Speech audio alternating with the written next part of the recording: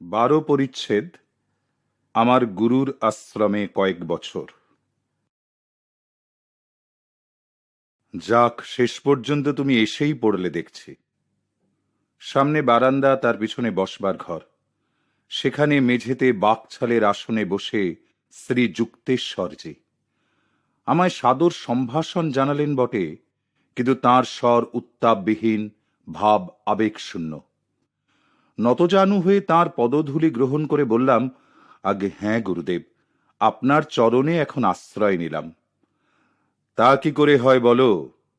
তুমি তো আমার কোনো কথাই মানো না, আর কখনো হবে না। আপনার ইচ্ছাই হবে আমার কাছে আদেশ। তাহলে ভালো, এখন তোমার জীবনের দায়িত্ব আমি নিতে পারি। গুরুদেব, স্বেচ্ছায় আমি আমার সকল ভার আজ আপনার উপর সমর্পণ করলাম। আচ্ছা, তাহলে আমার প্রথম আদেশ হচ্ছে, তুমি এখন তোমার বাড়িতে ফিরে যাও। আমি চাই তুমি কলকাতায় গিয়ে কলেজে ভর্তি হয়ে পড়াশোনা করতে থাকো। তাই হবে গুরুদেব। মানসিক আতঙ্ক লুকিয়েই রাখলাম। বছরের পর বছর ধরে সেই একঘেয়ে বই নিয়েই কি আমায় দিন কাটাতে হবে? আগে পিতা সেই কথা বলেছেন, এখন আবার শ্রী যুক্তেশ্বর গিরিজিও ওই একই কথা বলছেন। একদিন তোমায় পশ্চিমে যেতে হবে। সেখানকার লোকেরা ভারতের অধ্যাত্ম জ্ঞানের বিষয়ে আরো মন দিয়ে শুনবে, যদি তারা দেখে যে সেই হিন্দু গুরুর কোনো বিশ্ববিদ্যালয়ের ডিগ্রি আছে। আপনি ভালো জানেন গুরুজি, মনের দুর্ভাবনা এখন কেটে গেল। পশ্চিমে যাওয়ার উল্লেখ আমার কাছে দুর্জ্ঞেয় আর রহস্যময় বলেই বোধ হল। কিন্তু এখন গুরু আজ্ঞা পালন করে তাঁর সন্তোষ বিধান করাই হচ্ছে আমার একমাত্র কাজ। তুমি তো কাছেই কলকাতাতেই থাকবে, তবে আর কি, ফুরসত পেলেই চলে এসো। সম্ভব হলে রোজই আসবো গুরুদেব। আমার জীবনের উপর আপনার সর্বময় কর্তৃত্ব আমি কৃতজ্ঞ চিত্তে মানতে পারি, তবে একটিমাত্র শর্তে। কি বলো? যে আপনি আমায় ভগবত দর্শন লাভ করিয়ে দেবেন বলুন। ঘণ্টাখানেক ধরে বাকযুদ্ধ চলল। গুরুবাক্য মিথ্যা হবার নয়, আর তা লঘুভাবে দেওয়াও যায় না। এরূপ প্রতিশ্রুতি প্রদানের অর্থ হচ্ছে বিশাল আধ্যাত্মিক জগৎ উন্মুক্ত হবার বিরাট সম্ভাবনা। শিষ্যকে ভগবত সাক্ষাৎকার লাভ করিয়ে দেবার প্রতিশ্রুতির অর্থ গুরুরও অবশ্য ঈশ্বরানুভূতি হওয়া চাই। শ্রী যুক্তেশ্বর গিরিজির ঈশ্বর সান্নিধ্য লাভের কথা আমি অন্তরে বুঝতে পেরেছিলাম বলেই মনে মনে দৃঢ় সংকল্প করেছিলাম যে তাঁর শিষ্যত্ব গ্রহণ করে আমায় ওই সুযোগটির সদ্ব্যবহার করতে হবে। বললেন, তুমি দেখছি নেহাতি নাছোড় বান্দা। তারপর গুরুদেব শেষ পর্যন্ত সস্নেহ সম্মতি প্রদানে ব্যাপারটির চরম নিষ্পত্তি করে বললেন, বেশ, তোমার ইচ্ছেই হোক আমার ইচ্ছে। জীবনব্যাপী এক অন্ধকার জবনিকা আমার মন হতে অপসৃত হল। ইতস্তত নিরর্থক অনুসন্ধানের পালা আজ শেষ। আজ আমি প্রকৃত সদ্গুরুর চরণে চির আশ্রয় লাভ করলাম। চলো তোমায় আশ্রম দেখিয়ে নিয়ে আসি। এই বলে গুরুদেব বাকছালের আসন থেকে উঠে পড়লেন। চারপাশে তাকাতে তাকাতে দেখলাম দেওয়ালে একটি ছবি জুঁই ফুলের মালা দিয়ে সযত্নে সাজানো। সবিস্ময়ে বলে উঠলাম, লাহিড়ী মহাশয়! হ্যাঁ, আমার গুরুদেব। শ্রী যুক্তেশ্বর গিরিজির কণ্ঠস্বর ভক্তিকম্প্র। বললেন, আমার সাধন পথে যেসব গুরুদের সাক্ষাৎ পেয়েছি, কি মানুষ আর কি যোগী হিসেবে, তাঁদের যে কোনো জনের চেয়ে উনি মহত্তর। নীরবে আমি সেই অতি পরিচিত ছবির তলায় গিয়ে ভক্তি ভরে মাথা নত করলাম। আমার আত্মার প্রণতি সেই অদ্বিতীয় গুরুর চরণে গিয়ে পৌঁছল, যিনি আমার শৈশবে আমায় আশীর্বাদ করে আজকের এই শুভ মুহূর্ত পর্যন্ত আমাকে পরিচালিত করে এসেছেন।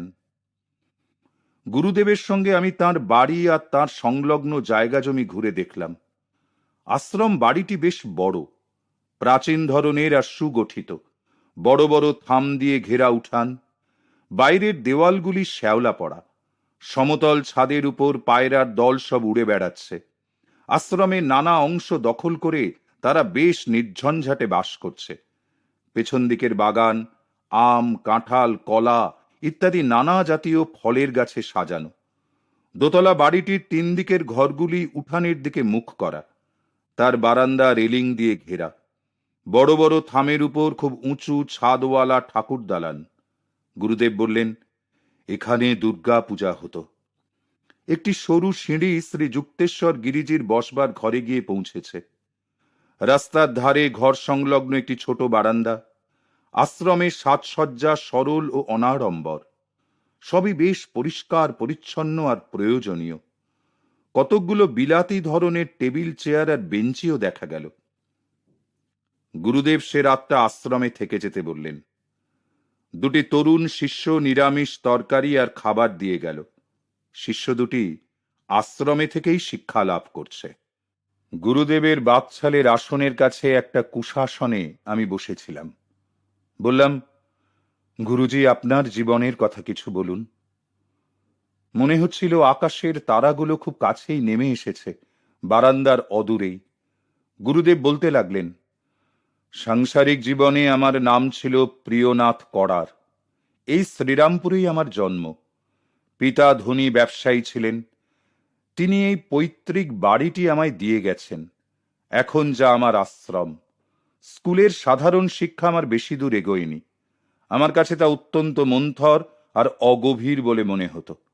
জীবনের গোড়ার দিকে আমায় সংসারী হতে হয়েছিল। একটি মেয়ে আছে, তার বিয়ে হয়ে গেছে। মধ্য বয়স, লাহিড়ী মহাশয়ের আশীর্বাদপুত। স্ত্রীর মৃত্যুর পর সন্ন্যাস গ্রহণ করি। নতুন নাম হয় শ্রী যুক্তেশ্বর গিরি। এই হচ্ছে আমার সরল জীবন বৃত্তান্ত। আমার আগ্রহ ব্যাকুল মুখের দিকে চেয়ে গুরুদেব মৃদু হাসলেন। সকল জীবনালেখ্যের মতো তাঁর কথাগুলিতে কেবল বাইরের মানুষটিরই পরিচয় ছিল। ভিতরের আসল মানুষটি কিন্তু লুকোনোই রয়ে গেল। বললাম, গুরুদেব, আপনার ছেলেবেলাকার কথা কিছু শুনতে ইচ্ছে করছে। কয়েকটি গল্প তোমায় বলবো, তবে প্রত্যেকটিতেই কিছু নীতি কথা আছে। আমাকে সতর্ক করে একথা বলার সময় শ্রী যুক্তেশ্বরজির চোখ উজ্জ্বল হয়ে উঠল।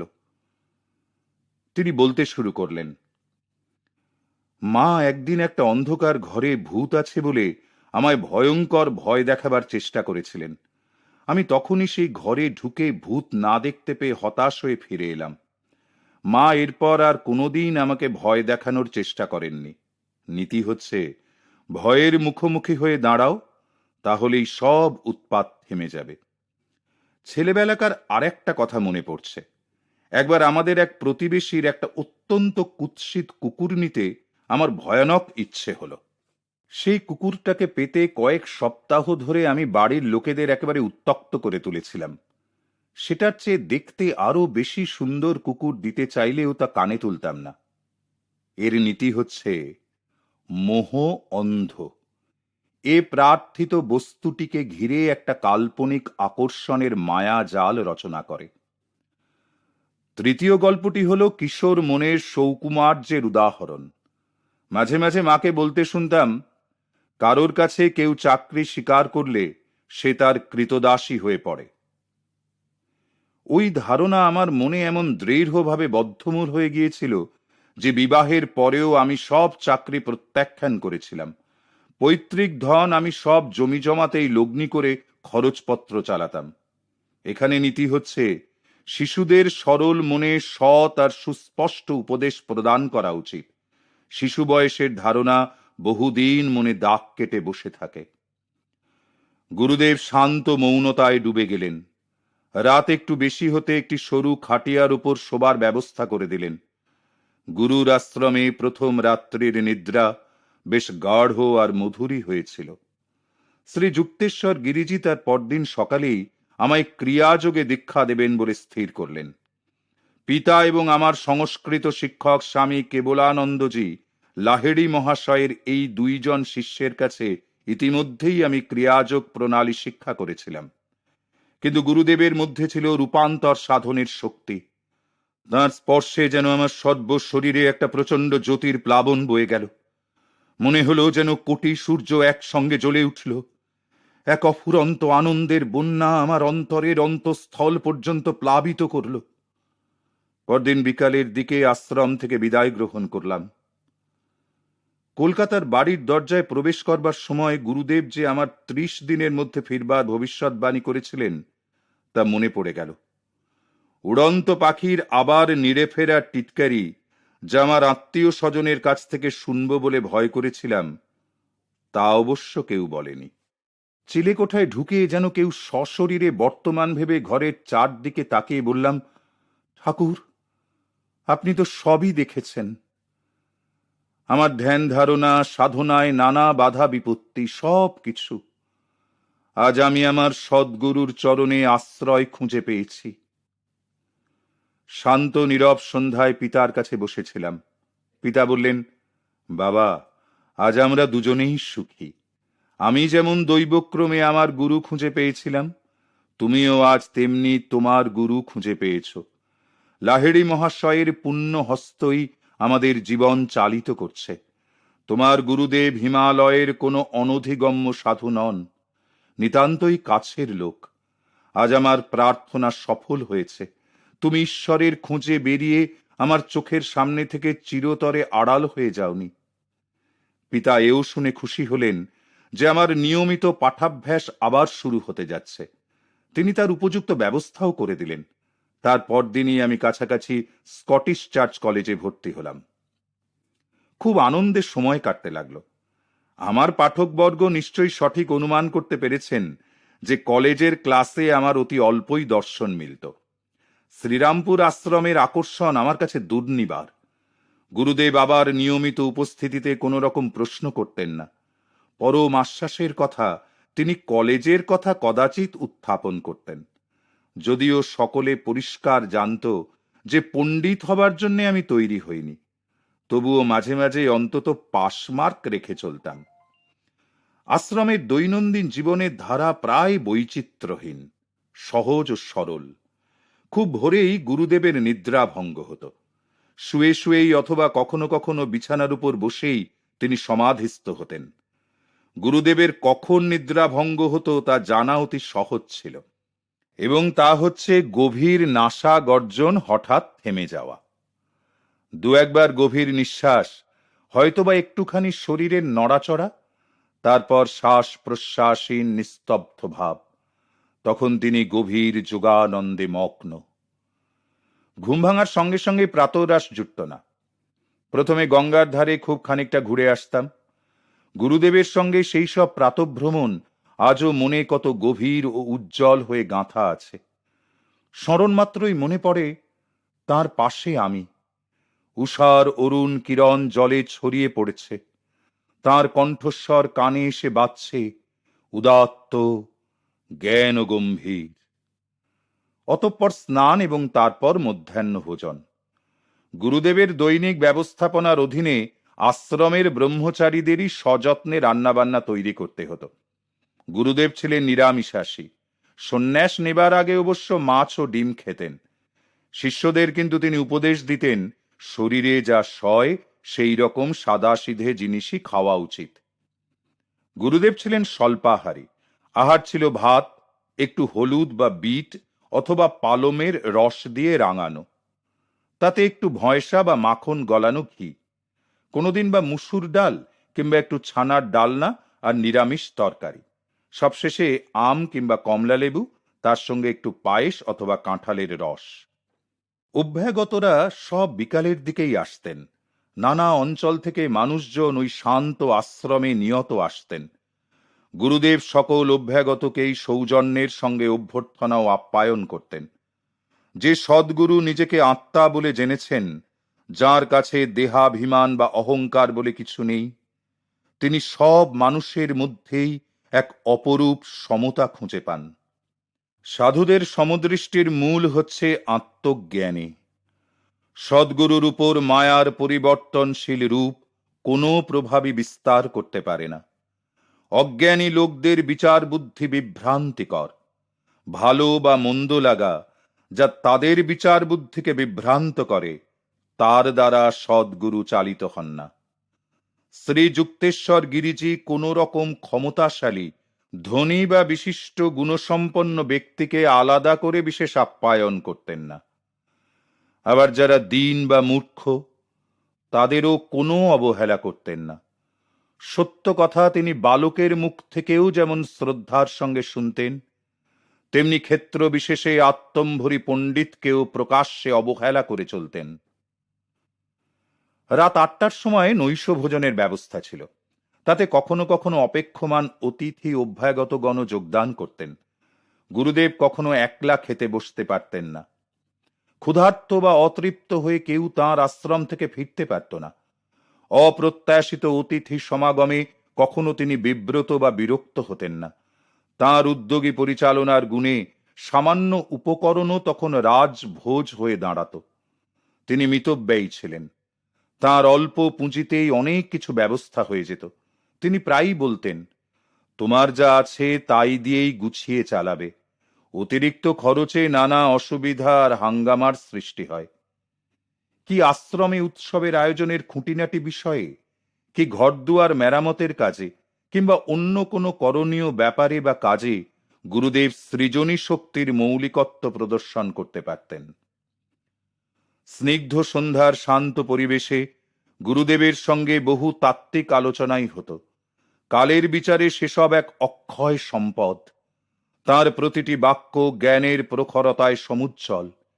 একটি মহান আত্মপ্রত্যয় তাঁর কথা বলার ভঙ্গিতে পরিস্ফুট হতো, যা একেবারে অনন্য।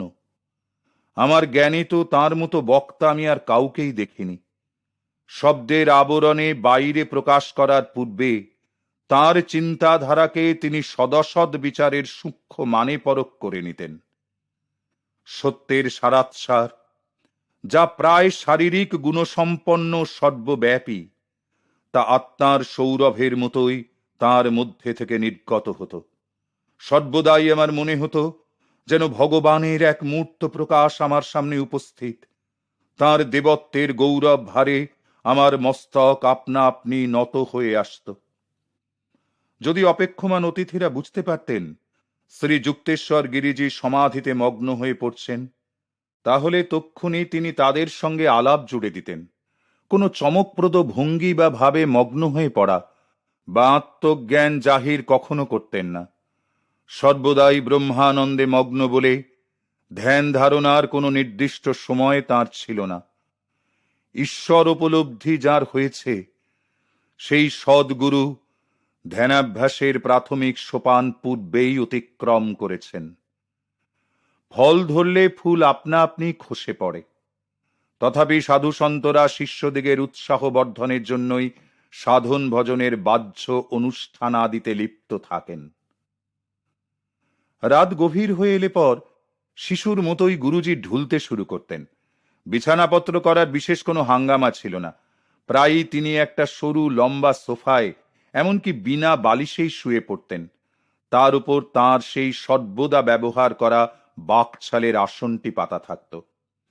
সারা রাত ধরে দার্শনিক তত্ত্ব আলোচনাও মাঝে মাঝে হতো। কোনো শিষ্য একটু বেশি আগ্রহ প্রকাশ করলেই তা শুরু হয়ে যেত।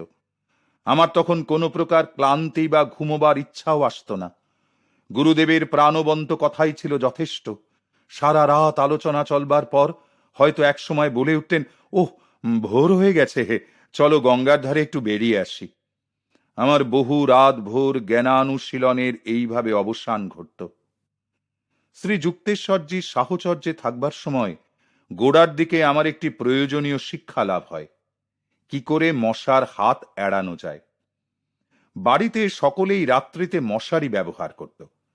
শ্রীরামপুর আশ্রমে এসে সভয়ে আবিষ্কার করলাম যে এই সুবিবেচিত প্রথাটি পালনের বদলে লঙ্ঘনই বেশি করা হয়। শ্রীরামপুরে মশার প্রবল উৎপাত। আমাকে তো সারা দেহে কামড় দিত। তা দেখে গুরুজির দয়া হলো। হেসে বললেন, তোমার জন্য একটি মশারি কিনে এনো, আর আমার জন্যও একটা। কারণ শুধু তোমার নিজের জন্য একটা মশারি কিনলে মশাগুলো সব আমাকেই এসে ছেঁকে ধরবে। অতিশয় কৃতজ্ঞতা সহকারে আজ্ঞা পালনে তৎপর হলাম। শ্রীরামপুরে থাকলে প্রতি রাত্রিতেই গুরুদেব আমায় মশারি টাঙিয়ে দিতে বলতেন। একদিন রাত্রিবেলায় মশক দল তো প্রচণ্ড বিক্রমে আক্রমণ শুরু করল। কিন্তু দুর্ভাগ্যক্রমে সে রাত্রিতে গুরুদেব আমায় অভ্যস্ত নির্দেশ দিতে ভুলে গিয়েছিলেন। ভীত কম্পিত হৃদয়ে তাদের আবির্ভাব সূচক গুনগুন শব্দ শুনতে লাগলাম। বিছানায় প্রবেশ করে তাদের সকলের উদ্দেশ্যে আমার প্রতি প্রসন্ন হবার জন্য কাতর প্রার্থনা নিবেদন করলাম। আধ ঘণ্টাটাক বাদে আর উপায়ন্তর না দেখে গুরুদেবের দৃষ্টি আকর্ষণ করবার উদ্দেশ্যে একবার কাশির ভান করলাম। মনে হলো কামড়ের চোটে, বিশেষত এই রকম রক্ত লোলুপ আক্রমণ চালাবার সময় তাদের গুনগুনানিতে আমি বুঝিবা পাগলই হয়ে যাব। গুরুদেবের কিন্তু কোনো সাড়া শব্দ নেই বা কোনো নরণচরণও নেই। অতি সন্তর্পণে তাঁর কাছে এগোলাম। এখন আর তাঁর কোনো নিঃশ্বাসই পড়ছে না। যোগ নিদ্রা অভিভূত অবস্থায় তাকে আমার নিবিড়ভাবে পর্যবেক্ষণ সেই প্রথম। দেখে কিন্তু আমি মনে খুব ভয় পেয়েই গেছিলাম। ভাবলাম নিশ্চয়ই তার হার্ট ফেল হয়েছে। নাকের নিচে একটি আরশি ধরলাম। নিঃশ্বাসের কোনো বাষ্প তাতে লাগলো না। আরো সুনিশ্চিত হবার জন্য মিনিট কতক ধরে তার মুখ বিবর আর নাসারন্ধ্র আঙুল দিয়ে বন্ধ করে চেপে ধরে রইলাম। শরীর একদম ঠান্ডা আর অসাড়। হতভম্ব হয়ে সাহায্য পাবার জন্য কাউকে ডাকতে দরজার দিকে ছুটে গেলাম। ও হরি, পরীক্ষা করে দেখছিলে বুঝি? হায় রে বেচারি আমার নাক। গুরুজির কণ্ঠস্বর হাস্যোচ্ছল। বললেন, যাও বিছানায় গিয়ে শুয়ে পড়োগে। আরে তোমার জন্যে সারা দুনিয়াটা বদলে যাবে নাকি? তুমি আগে নিজেকে বদলাও। মশার কামড়ের ভাবনা একদম ছেড়ে দাও, বুঝলে? অত্যন্ত নিরীহভাবে বিছানায় ফিরে গেলাম। এবার আর একটা মশাও কাছে ঘেঁষল না। বুঝলাম গুরুজি এর আগে আমায় মশারি টাঙাতে বলেছিলেন তা কেবল আমার মনোতুষ্টির জন্য। তার নিজের কোনো মশার ভয় ছিল না। তার যোগবল এতদূর ছিল যে হয় তিনি তাদের দংশন নিবারণ করতে পারতেন, অথবা ইচ্ছা মতো দংশন যন্ত্রণা প্রতিরোধক অবস্থাতেও প্রবেশ করতে পারতেন। ভাবলাম উনি বোধহয় আমাকে যোগবল প্রদর্শন করছেন। ওই রকম যোগাবস্থা তাহলে আমাকেও লাভ করবার চেষ্টা করতে হবে। প্রকৃত যোগী জগতে সদা বর্তমান বহুবিধ চিত্ত বিক্ষেপকারী বিষয়সমূহ অতিক্রম করে, তা সে কীটপতঙ্গের বিরক্তিকর গুঞ্জনধ্বনি হোক বা দিবালোকের প্রচণ্ড দীপ্তি হোক, সমাধি অবস্থা লাভ করে সেখানে অবস্থান করতে পারেন। সমাধির প্রথম অবস্থায় অর্থাৎ সবিকল্প সমাধিতে সাধক বহির্জগতের সর্বপ্রকার ইন্দ্রিয় চেতনা রোধ করেন। তারপর তিনি ইন্দ্রলোকের চেয়েও সুন্দর অন্তর্লোকের ধ্বনি ও দৃশ্যের দ্বারা পুরস্কৃত হন। আশ্রমের প্রাথমিক শিক্ষা লাভের মধ্যে আরেকটি শিক্ষা আমি ওই মশকুলের কাছ থেকেই লাভ করেছি। তখন শান্ত সন্ধ্যা নামছে। গুরুদেব প্রাচীন শাস্ত্রের অনুপম ব্যাখ্যায় রত। তাঁর চরণতলে আমি নীরবে বসে শুনছি। একটি দুষ্ট মশা এই মনোরম পরিবেশের মধ্যে ঢুকে পড়ে আমার মনকে বিক্ষিপ্ত করবার চেষ্টা করল। উরুর উপর তার সূক্ষ্ম বিষাক্ত হুল প্রবেশ করাতেই মারবার জন্য আমি হাত ওঠালাম। ভাগ্য তার ভালো, সদ্য প্রাণদণ্ড হতে তার অব্যাহতি লাভ হলো। কারণ ঠিক সময় মতো পতঞ্জলির একটি যোগাঙ্গের বিষয় মনে পড়ে গেল। তা হচ্ছে অহিংসা। গুরুদেব জিজ্ঞাসা করলেন, কি হে, শেষ করে ফেললে না যে? বললাম, না গুরুদেব, আপনি কি প্রাণিহিংসা করতে বলেন? তিনি বললেন, তা বলি না বটে, কিন্তু মনে মনে তুমি তো তাকে প্রাণদণ্ড দিয়েই দিয়েছ। ঠিক বুঝতে পারলাম না। শ্রী যুক্তেশ্বর গিরিজি আমার মনের কথা যেন একটা খোলা বইয়ের পাতার মতো পড়ে নিয়ে বললেন, পতঞ্জলির মতে অহিংসা হল জীব হত্যার ইচ্ছাকে পর্যন্ত ত্যাগ। পৃথিবীতে অহিংসা অক্ষরে অক্ষরে পালন করার অসুবিধা অনেক। মানুষ অবশ্য হিংস্র প্রাণীদের বিনাশ সাধন করতে বাধ্য হতে পারে, কিন্তু ক্রোধ বা দ্বেষ পোষণ করতে অনুরূপভাবে সে বাধ্য নয়। এই দুনিয়ার বাতাসে সব জীবেরই সমান অধিকার। যে যোগী সৃষ্টি রহস্য ভেদ করতে সমর্থ, তিনি প্রকৃতির সংখ্যাতীত বিচিত্র প্রকাশের সঙ্গে একাত্মীভূত। অন্তরে প্রাণী হিংসা দমন করতে পারলে সব মানুষই এই সত্য উপলব্ধি করতে পারে। গুরুজি, তাহলে কি হিংস্র প্রাণী বধ না করে তার মুখে নিজেকে বলি দিতে হবে? না, মানুষের দেহ অমূল্য, কারণ এর মধ্যে অপূর্ব মস্তিষ্ক আর মেরুদণ্ডের চক্রগুলি থাকায় এর বিবর্তনের সুযোগ সবচেয়ে বেশি। এরই কারণে সাধন পথে যাঁরা বহুদূর অগ্রসর হয়েছেন, সেই সব ভক্তেরা ঈশ্বর তত্ত্বের উচ্চতম অবস্থা পরিপূর্ণভাবে হৃদয়ঙ্গম করতে আর তাকে প্রকাশও করতে পারেন। নিম্ন স্তরের কোনো প্রাণীর দ্বারা তা সম্ভব নয়। অবশ্যই কথাও সত্যি যে কেউ যদি কোনো পশু বা প্রাণী হত্যা করতে বাধ্য হয়, তাহলে তাকে ছোটখাটো পাপের ভাগী হতে হয়। কিন্তু পবিত্র শাস্ত্রগুলি এই শিক্ষা দেয় যে মনুষ্য শরীরের স্বেচ্ছাকৃত নাশ হচ্ছে কর্মবিধির গুরুতর লঙ্ঘন। স্বস্তির নিঃশ্বাস ফেললাম। সহজাত সংস্কারের ক্ষেত্রে শাস্ত্র মতের অনুমোদন সবসময় পাওয়া যায় না। যতদূর জানি, গুরুদেবকে কখনো বাঘ বা চিতাবাঘের সামনাসামনি হতে হয়নি। তবে এক কৃতান্ত সদৃশ কেউটে তার সামনে পড়েছিল বটে, কিন্তু সেও তার প্রেমের প্রভাবে একেবারে বশীভূত হয়ে পড়েছিল। এই মোলাকাতের ঘটনাটি ঘটেছিল পুরীতে। সেখানে সমুদ্রের ধারে গুরুদেবের আরেকটি আশ্রম আছে। শ্রী যুক্তেশ্বর গিরিজির শেষ জীবনের প্রফুল্ল নামে একটি তরুণ শিষ্য সেই ঘটনার সময় গুরুজির কাছে উপস্থিত ছিল। প্রফুল্ল আমায় বলেছিল, সেদিন আশ্রমের বাইরে আমরা বসে আছি, কাছেই একটা কেউটে সাপ দেখা গেল, 4 ফুট লম্বা, যেন সাক্ষাৎ যম। আর আগের চোটে ফনা তুলে সেটা তীরের মতো আমাদের দিকে ছুটে এলো। গুরুদেব সাদরে চুকচুক শব্দ করলেন, যেন একটি ছোট ছেলেকে আদর করে ডাকছেন। তার ছুটে আসার সঙ্গে সঙ্গে তালে তালে শ্রী যুক্তেশ্বর গিরিজিকে হাততালি দিতে দেখে ভয়ে একেবারে কাঠ হয়ে গেলাম। মূর্তিমান যমের সঙ্গে তার খেলা, দারুণ আতঙ্কে আমি একেবারে কাঠ হয়ে রইলাম। মনে মনে সব হয় ইষ্ট নাম জপ করছি। সাপটা তখন গুরুদেবের একেবারে সামনে, কিন্তু কোনো নরণচরণ নেই। তাকে নিয়ে তার ওই খেলানোর ভাব দেখে মনে হলো যেন সাপটা একেবারে মন্ত্রমুগ্ধ হয়ে গেছে। সেই উদ্যত ফনা ক্রমশ গুটিয়ে গেল। সাপটা গুরুদেবের পায়ের ফাঁক দিয়ে গলে ঝোপের ভিতর অদৃশ্য হয়ে গেল। প্রফুল্ল বলল, গুরুদেব কেনই বা হাততালি দিলেন আর সাপটাই বা তাঁকে কামড়ালো না কেন, তা তখন বুঝতে পারিনি। তারপর বুঝতে পেরেছিলাম যে আমাদের গুরুদেবের কোনো প্রাণীরই কাছ থেকে কোনো রকম হিংসা বা আঘাতের আশঙ্কা ছিল না।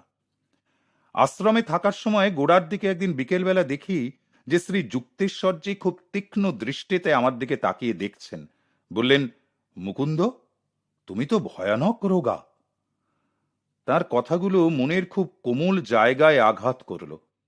কোটরগত চক্ষু আর ক্ষীণ দেহের জন্য আমার মনের মধ্যে বেশ দুঃখ ছিল। পুরানো অজীর্ণ রোগ আমায় ছেলেবেলা থেকেই ভোগাচ্ছে। গড়পাড় রোডের বাড়িতে আমার ঘরের তাকে সাজানো থাকতো সারি সারি টনিকের শিশি। যদিও তাতে কিছুই উপকার হয়নি, মাঝে মাঝে নিতান্ত বিমর্ষ চিত্তে নিজেকেই জিজ্ঞাসা করতাম, এমন একটা ভগ্ন স্বাস্থ্য শরীর নিয়ে বেঁচে থাকার কোনো সার্থকতা আছে কি? ওষুধপত্রের আরোগ্য ক্ষমতা সীমাবদ্ধ, কিন্তু দৈব সঞ্জীবনী প্রাণশক্তির ক্ষমতা অসীম। এটা বিশ্বাস করো, তাহলে তুমি তাতেই সেরে যাবে আর তোমার শরীরও মজবুত হবে। গুরুদেবের কথায় তখনই বিশ্বাস জন্মালো যে আমিও ওই সত্যতা আমার নিজের জীবনেই প্রয়োগ করতে পারি। আর কোনো চিকিৎসক, যদিও আমি অনেককেই দেখিয়েছি, আমার মনে এরকম গভীর বিশ্বাস জাগিয়ে তুলতে পারেননি।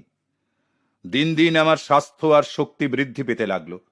গুরুদেবের নীরব আশীর্বাদের ফলে দেখি যে সপ্তাহ 2 মধ্যে শরীরের ওজন ও বলও বেশ বেড়ে গেছে, যা আমি আগে চেয়েও পাইনি।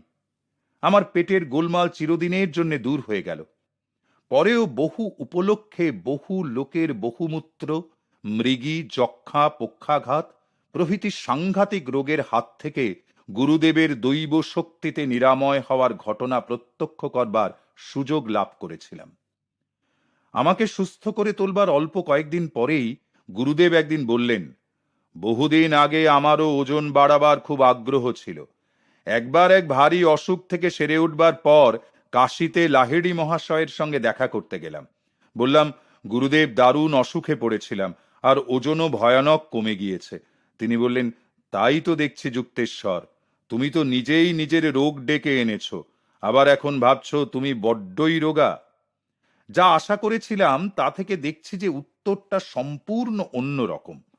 যাই হোক, গুরুদেব আমায় একটু আশা দিয়ে বললেন, দেখি কি করা যায়, কাল থেকে তোমার নিশ্চয়ই ভালো হয়ে ওঠা উচিত। আমার আগ্রহ আকুল মনে তার কথাগুলি আমাকে তার গোপনে নিরাময় করবার একটা ইঙ্গিত বলেই মনে হলো। তারপর দিন সকালেই গুরুদেবের কাছে গিয়ে আনন্দে উল্লসিত হয়ে বললাম, আজকে বেশ ভালোই বোধ করছি গুরুদেব। সত্যি নাকি? তাহলে দেখছি যে আজকে তুমি নিজে নিজেই জোর পেয়েছ। সবিনয় প্রতিবাদে বললাম, না গুরুদেব, এ আপনার দয়া। এই সপ্তাহের মধ্যে দেখছি যে আজকেই যা শরীরে একটু বল পেলাম। হ্যাঁ, তা বটে, অসুখ অবশ্যই তোমার খুব গুরুতরই হয়েছিল, শরীরও তোমার দুর্বল। তবে কাল কিরকম থাকো তা কে বলতে পারে। আবার দুর্বলতা ফিরে আসার সম্ভাবনার কথা ভেবে আমার হৃৎকম্প উপস্থিত হলো। পরদিন অতি কষ্টে নিজেকে কোনো রকমে টানতে টানতে নিয়ে গিয়ে লাহিড়ী মহাশয়ের বাড়ি উপস্থিত হলাম। গুরুদেব, আবার তো রোগে পড়লাম। গুরুদেবের দৃষ্টি রহস্যময়। বললেন, তাহলে ফের তুমি নিজে নিজেই অসুখ বাঁধালে দেখছি। ধৈর্য আমার নিঃশেষিত হয়ে গিয়েছিল। বলে ফেললাম, গুরুদেব, এখন দেখছি রোজ রোজ আপনি আমায় উপহাসই করে আসছেন। আমার সত্যি কথাগুলো কেন যে আপনি বিশ্বাস করেন না তা তো বুঝতে পারি না।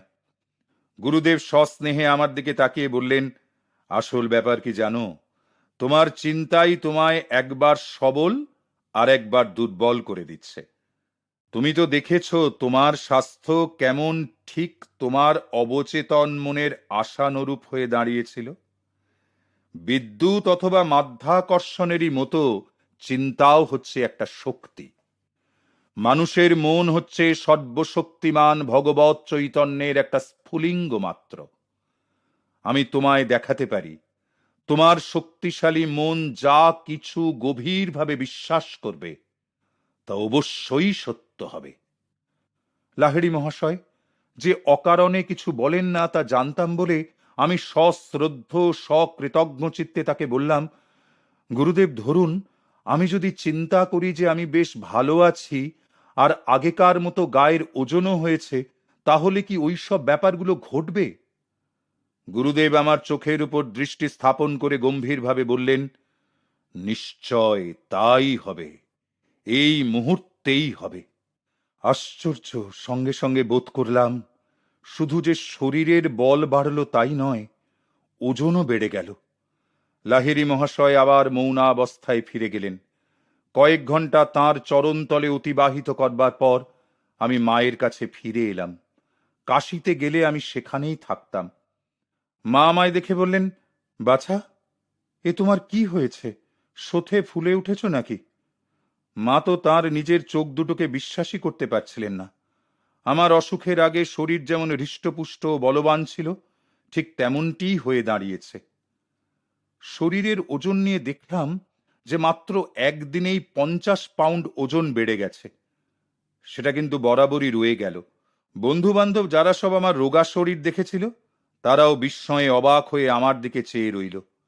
এই অলৌকিক ঘটনার ফলে তাদের মধ্যে অনেকেই নিজেদের জীবনের ধারা বদলে লাহিড়ী মহাশয়ের শিষ্যত্ব গ্রহণ করেছিল। আমার ব্রহ্মজ্ঞ গুরুদেব জানতেন এ জগৎটা হচ্ছে সৃষ্টিকর্তার স্বপ্নের বাস্তব রূপ ছাড়া আর কিছুই নয়। সেই দৈব স্বপ্নবিলাসীর সঙ্গে একাত্মবোধের পূর্ণ জ্ঞান লাভ করে লাহিড়ী মহাশয় ইচ্ছা মতো ভৌত জগতের স্বপ্ন কণার মধ্যে রূপদান কিংবা তার বিলোপ সাধন সহ যে কোনো পরিবর্তন আনয়ন করতে পারতেন। শ্রী যুক্তেশ্বরজি বললেন, সৃষ্টিমাত্রই বিধি নিয়মের অধীন। ভৌত জগতে যে সকল বিধি ক্রিয়াশীল, বিজ্ঞানীদের যা আবিষ্কারের বিষয় তা প্রাকৃতিক নিয়ম বলে পরিচিত। কিন্তু এমন আরো সব সূক্ষ্মতর বিধি আছে যা গুপ্ত আধ্যাত্মিক স্তর আর চৈতন্যের অন্তর্লোক নিয়ন্ত্রিত করে থাকে। এই সব নীতি যোগ ও বিজ্ঞানের সাহায্যেই জানা যেতে পারে। পদার্থবিদ বা ভৌত বিজ্ঞানী নয়, পূর্ণ ব্রহ্মজ্ঞানী জড়ের সত্যকারের প্রকৃতি জানতে পারেন। যীশুখ্রিস্ট এইরূপ জ্ঞানের অধিকারী ছিলেন বলেই তাঁর এক শিষ্য যখন জনৈক ভৃত্যের কান কেটে ফেলে, তিনি আবার সেটা জুড়ে দিতে পেরেছিলেন। শ্রী যুক্তেশ্বর গিরিজির শাস্ত্র ব্যাখ্যা ছিল অনবদ্য। আমার বহু সুখ স্মৃতি তাঁর এই সব শাস্ত্র ব্যাখ্যার সঙ্গে জড়িত। তবে তাঁর ভাব ও রত্নগুলি অমনোযোগিতা বা নির্বুদ্ধিতার ভস্মে ছড়ানো হতো না। আমার শরীরের সামান্য মাত্র অঙ্গ সঞ্চালন অথবা বিন্দু মাত্র অমনোযোগিতা দেখতে পেলেই গুরুদেবের শাস্ত্র ব্যাখ্যা হঠাৎ থেমে যেত। একদিন বিকালবেলা যথারীতি শাস্ত্র আলোচনা চলছে, মাঝখানে হঠাৎ শ্রী যুক্তেশ্বর যে আলোচনা থামিয়ে বললেন, তোমার মন কিন্তু এখানে নেই। কারণ আগের মতোই তিনি আমার মনের গতি প্রকৃতির উপর অবিরাম লক্ষ্য রেখে চলেছিলেন।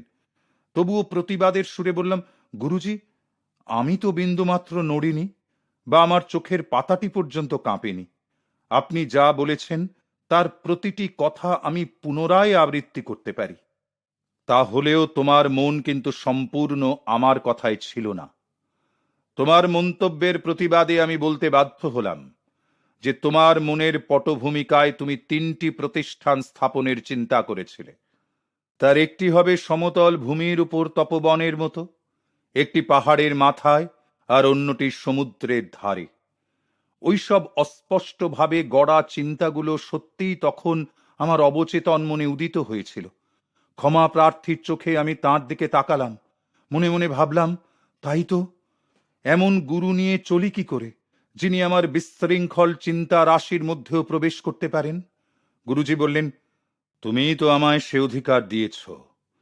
যে সূক্ষ্ম তত্ত্ব আমি ব্যাখ্যা করছি তা পরিপূর্ণ মনোযোগ বিনা কিছুতেই বুঝতে পারবে না।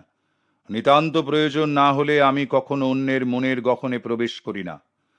মানুষের অবশ্য গোপনে নিজ মনের চিন্তায় বিচরণ করবার স্বাভাবিক অধিকার আছে। ভগবানকে না ডাকলে তিনিও সেখানে প্রবেশ করেন না, আর আমিও সেখানে অনধিকার প্রবেশ করতে চাই না। গুরুদেব, আপনার তো সেখানে অবারিত দ্বার, আপনি সেখানে সর্বদাই স্বাগত। যাক, তোমার বাড়ি ঘরদুয়ারের স্বপ্ন পরে একদিন সফল হবে, এখন তোমার পড়ার সময়।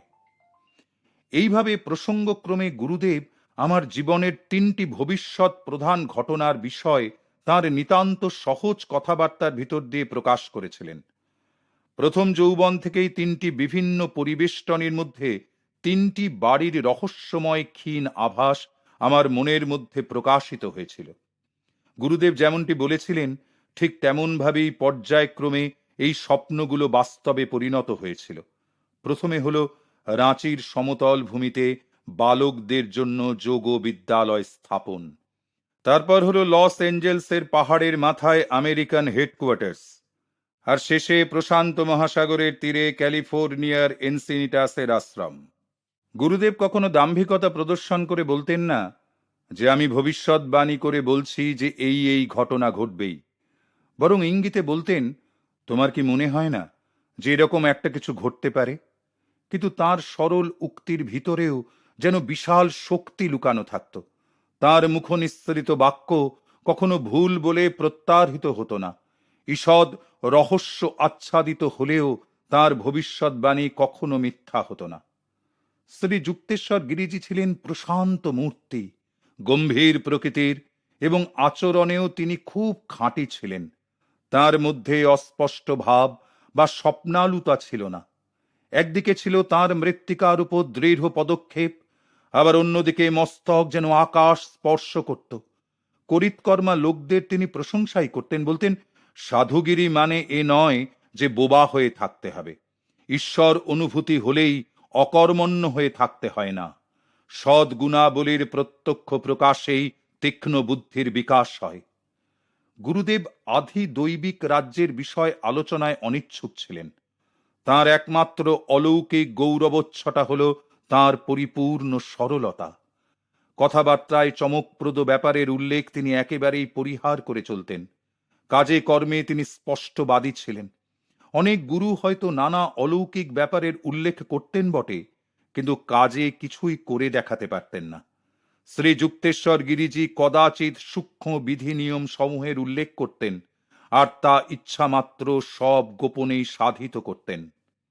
গুরুদেব বোঝালেন, আত্মজ্ঞান যার লাভ হয়েছে তিনি অলৌকিক কোনো কিছু দেখান না, যতক্ষণ না মনের ভিতর থেকে তার জন্য সম্মতি পাচ্ছেন।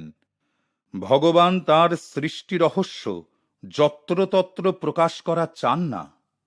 আর তাছাড়া প্রত্যেক মানুষেরই তো নিজের স্বাধীন ইচ্ছার উপর একচ্ছত্র অধিকার আছে। কোনো প্রকৃত সাধু ব্যক্তি ওই স্বাধীনতার উপর কখনো হস্তক্ষেপ করেন না। শ্রী যুক্তেশ্বর গিরিজির স্বাভাবিক মৌন ভাব তাঁর গভীর ব্রহ্ম অনুভবেরই ফল। আত্মোপলব্ধিহীন গুরুদের সীমাহীন অলৌকিক ক্ষমতা প্রদর্শন, যা তাদের প্রধান অবলম্বন, তা দেখাবার মতো তাঁর সময় ছিল না। হিন্দুদের একটি লৌকিক উক্তি হচ্ছে, অগভীর মনের জলে অল্প বিদ্যার সফরি খুবই ফরফরায়, কিন্তু মহাসাগরের মতো মনের অতল গভীরতায় তিমির মতো বিরাট অনুভব কদাচিৎ কম্পন জাগায়। আমার গুরুদেবের নিতান্ত সরল আর অনাড়ম্বর চালচলনের জন্য তাঁর সমসাময়িকদের মধ্যে অতি অল্প লোকই তাঁকে অতি মানব বলে চিনতে পেরেছিলেন। প্রবাদ আছে, যে তার জ্ঞানের বিষয় লুকোতে পারে না, সে একেবারেই মূর্খ। এ কথা কিন্তু আমার পরম জ্ঞানী আর অতি প্রশান্ত গুরুদেব সম্বন্ধে প্রয়োগ করা যাবে না। অন্যদের মতো মরণশীল মানুষ হয়ে জন্মালেও শ্রী যুক্তেশ্বরজি দেশ আর কালের অধিপতির সঙ্গে একাত্ম হয়ে গিয়েছিলেন। মানুষের দেবত্বে উপনীত হবার পথে কোনো দুর্লঙ্ঘ বাধা গুরুদেব কখনো দেখতে পাননি। আমি পরে জানতে পেরেছিলাম, আধ্যাত্মিক প্রেরণার বা উৎসাহের অভাব ছাড়া বাস্তবিকই তাতে আর অন্য কোনো বাধা নেই। শ্রী যুক্তেশ্বরজির পুণ্য পাদস্পর্শ সর্বদাই আমার মধ্যে এক অপূর্ব ভাবানুভূতি সঞ্চারিত করত। গুরুর সঙ্গে ভক্তিপুত সংস্পর্শ শিষ্যকে আধ্যাত্মিক শক্তিতে শক্তিমান করে। তাতে সর্বশরীরে একটি সূক্ষ্ম তড়িৎ প্রবাহ জন্মায়। ভক্তের মস্তিষ্কে অনভিপ্সিত অভ্যাসের যন্ত্রগুলি যেন প্রায় আগুনে পুড়ে গিয়ে অগ্নিশুদ্ধ হয়ে যায়, আর তার সাংসারিক প্রবৃত্তির বিচিত্র রেখাগুলিতে কল্যাণকর পরিবর্তন সাধিত হয়। সাময়িকভাবে হলেও সে দেখতে পায় যে মায়ার আবরণ অপসারিত হয়ে যাচ্ছে, আর প্রকৃত পরমানন্দের সে আভাস পাচ্ছে। গুরুদেবের চরণতলে যখনই নতজানু হতাম, তখনই মনে হতো যেন আমার সর্বশরীর মুক্তির জ্যোতির ধারায় পরিপূর্ণ হচ্ছে। গুরুদেব আমায় বলেছিলেন, এমনকি লাহিড়ী মহাশয় যখন একেবারে নিশ্চুপ থাকতেন অথবা খাঁটি ধর্মতত্ত্ব ছাড়া অন্য বিষয়ে কথাবার্তা বলতেন, তখনও দেখতাম তিনি আমার মধ্যে এক অনির্বচনীয় জ্ঞানের সঞ্চার করতেন। শ্রী যুক্তেশ্বর গিরিজির দ্বারা আমিও ঐরূপভাবে প্রভাবিত হয়েছিলাম। তাঁর আশ্রমে যদি আমি কোনো রকম উদাসীন অথবা চিন্তাকুল মনে প্রবেশ করতাম, আমার মনের ভাব আমার অজ্ঞাতে কখন যেন বদলে যেত। গুরুদেবের দর্শন মাত্রই মনের উপর একটি আরামদায়ক শান্তির ভাব ছড়িয়ে যেত। তাঁর সঙ্গ থেকে প্রতিদিনই নব নব জ্ঞান, শান্তি ও আনন্দের বিচিত্র অভিজ্ঞতার স্বাদ পেতাম। তাকে আমি কখনো বিভ্রান্ত অথবা লোভ, ক্রোধ কিংবা কোনো রকম আসক্তির ভাবাবেগে উত্তেজিত হতে দেখিনি। মায়ার অন্ধকার নিঃশব্দে এগিয়ে আসছে, চলো এবার অন্তরে ঘরের দিকে ফেরা যাক। এই সাবধানবাণী উচ্চারণ করে তিনি শিষ্যদের তাদের ক্রিয়াযোগ সাধনের প্রয়োজনীয়তার কথা সর্বদাই স্মরণ করিয়ে দিতেন। মাঝে মাঝে কোনো নতুন শিষ্য যোগাভ্যাসে তার নিজের যোগ্যতার বিষয়ে কোনো সন্দেহ প্রকাশ করলে পর শ্রী যুক্তেশ্বরজি তাকে আশ্বাস দিয়ে বলতেন, অতীতের কথা একদম ভুলে যাও। সব লোকেরই অতীত জীবন কোনো না কোনো লজ্জা বা গ্লানিতে কালিমালিপ্ত হয়ে আছে। যতক্ষণ পর্যন্ত না মানুষ ভগবানের দৃঢ়মূল হয়, ততক্ষণ তার আচরণ একেবারেই নির্ভরযোগ্য হয় না। তুমি যদি এখন থেকেই আধ্যাত্মিক উন্নতির চেষ্টা শুরু করো, তাহলে ভবিষ্যতে তোমার সর্ববিষয়েই উন্নতি লাভ হবে, তা জেনে রেখো। আশ্রমে সবসময় গুরুদেবের ছোট ছোট চেলারা থাকত। তাদের আধ্যাত্মিক শিক্ষার মানসিক উন্নতির বিষয়ে তাঁর জীবনব্যাপী আগ্রহ ছিল। এমনকি তাঁর তিরোভাবের অল্প কিছুদিন আগেও তিনি দুটি 6 বছরের আর একটি 16 বছরের ছেলেকে শিক্ষাদানের জন্য আশ্রমে গ্রহণ করেছিলেন। তাঁর অধীনে যারা থাকত তাদের সযত্নে শিক্ষা দিতেন। শিষ্য ও শাসন, এ দুটি কথা শব্দ ব্যুৎপত্তিগতভাবে এবং সক্রিয়ভাবে পরস্পরের সাথে সংযুক্ত। আশ্রমবাসীরা তাঁদের গুরুদেবকে ভালোবাসত যেমন, তেমনি আন্তরিক শ্রদ্ধাও করত। একটু মৃদু হাততালির শব্দেই তারা শশব্যস্ত হয়ে গুরুর সামনে এসে দাঁড়াত। মন যখন তার গম্ভীর বা চিন্তামগ্ন থাকত, তখন কিন্তু কেউ তার সঙ্গে কথা বলতে চেষ্টা বা সাহস করত না। আর যখন কোনো কারণে আনন্দে উল্লসিত হয়ে তিনি হেসে উঠতেন, নিতান্ত শিশুর দলও তখন তাকে তাদের একান্ত আপনজন বলে মনে করত।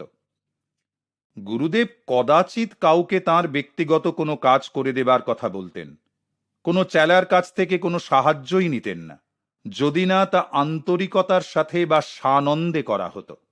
শিষ্যরা যদি কখনো গুরুদেবের কাপড় ধোয়া প্রভৃতির কথা ভুলে যেত, তখন তিনি নিজ হাতেই সেসব নীরবে সম্পন্ন করে নিতেন। তার পরিচ্ছদ ছিল সন্ন্যাসীদের চিরন্তন গেরুয়া বসন। বাড়িতে ব্যবহারের জন্য যোগীদের প্রথা অনুযায়ী তিনি বাঘের বা হরিণের চামড়ার তৈরি ফিতেবিহীন জুতোই ব্যবহার করতেন। গুরুদেব দ্রুত ইংরেজি, ফরাসি, বাংলা ও হিন্দি বলতে পারতেন। সংস্কৃতেও তার মোটামুটি ব্যুৎপত্তি ছিল। তার নিজ উদ্ভাবিত কতকগুলি সহজ পদ্ধতিতে তিনি তার তরুণ শিষ্যদের ধৈর্যের সঙ্গে ইংরেজি আর সংস্কৃত শিক্ষা দিতেন। দেহের প্রতি গুরুদেবের বিশেষ কোনো আকর্ষণ না থাকলেও শরীর সম্বন্ধে তিনি কিন্তু সতর্কই থাকতেন। তিনি বলতেন, ভগবানের সুষ্ঠু প্রকাশ শারীরিক আর মানসিক সুস্থতার ভিতর দিয়েই হয়। কোন রকম আতিশয্য তিনি পছন্দ করতেন না। একবার এক শিষ্য দীর্ঘদিন উপবাস করার কথা বলায় গুরুদেব হেসে বলেছিলেন, আহা, কুত্তাটাকে এক মুঠো কেউ খেতে দাও না কেন?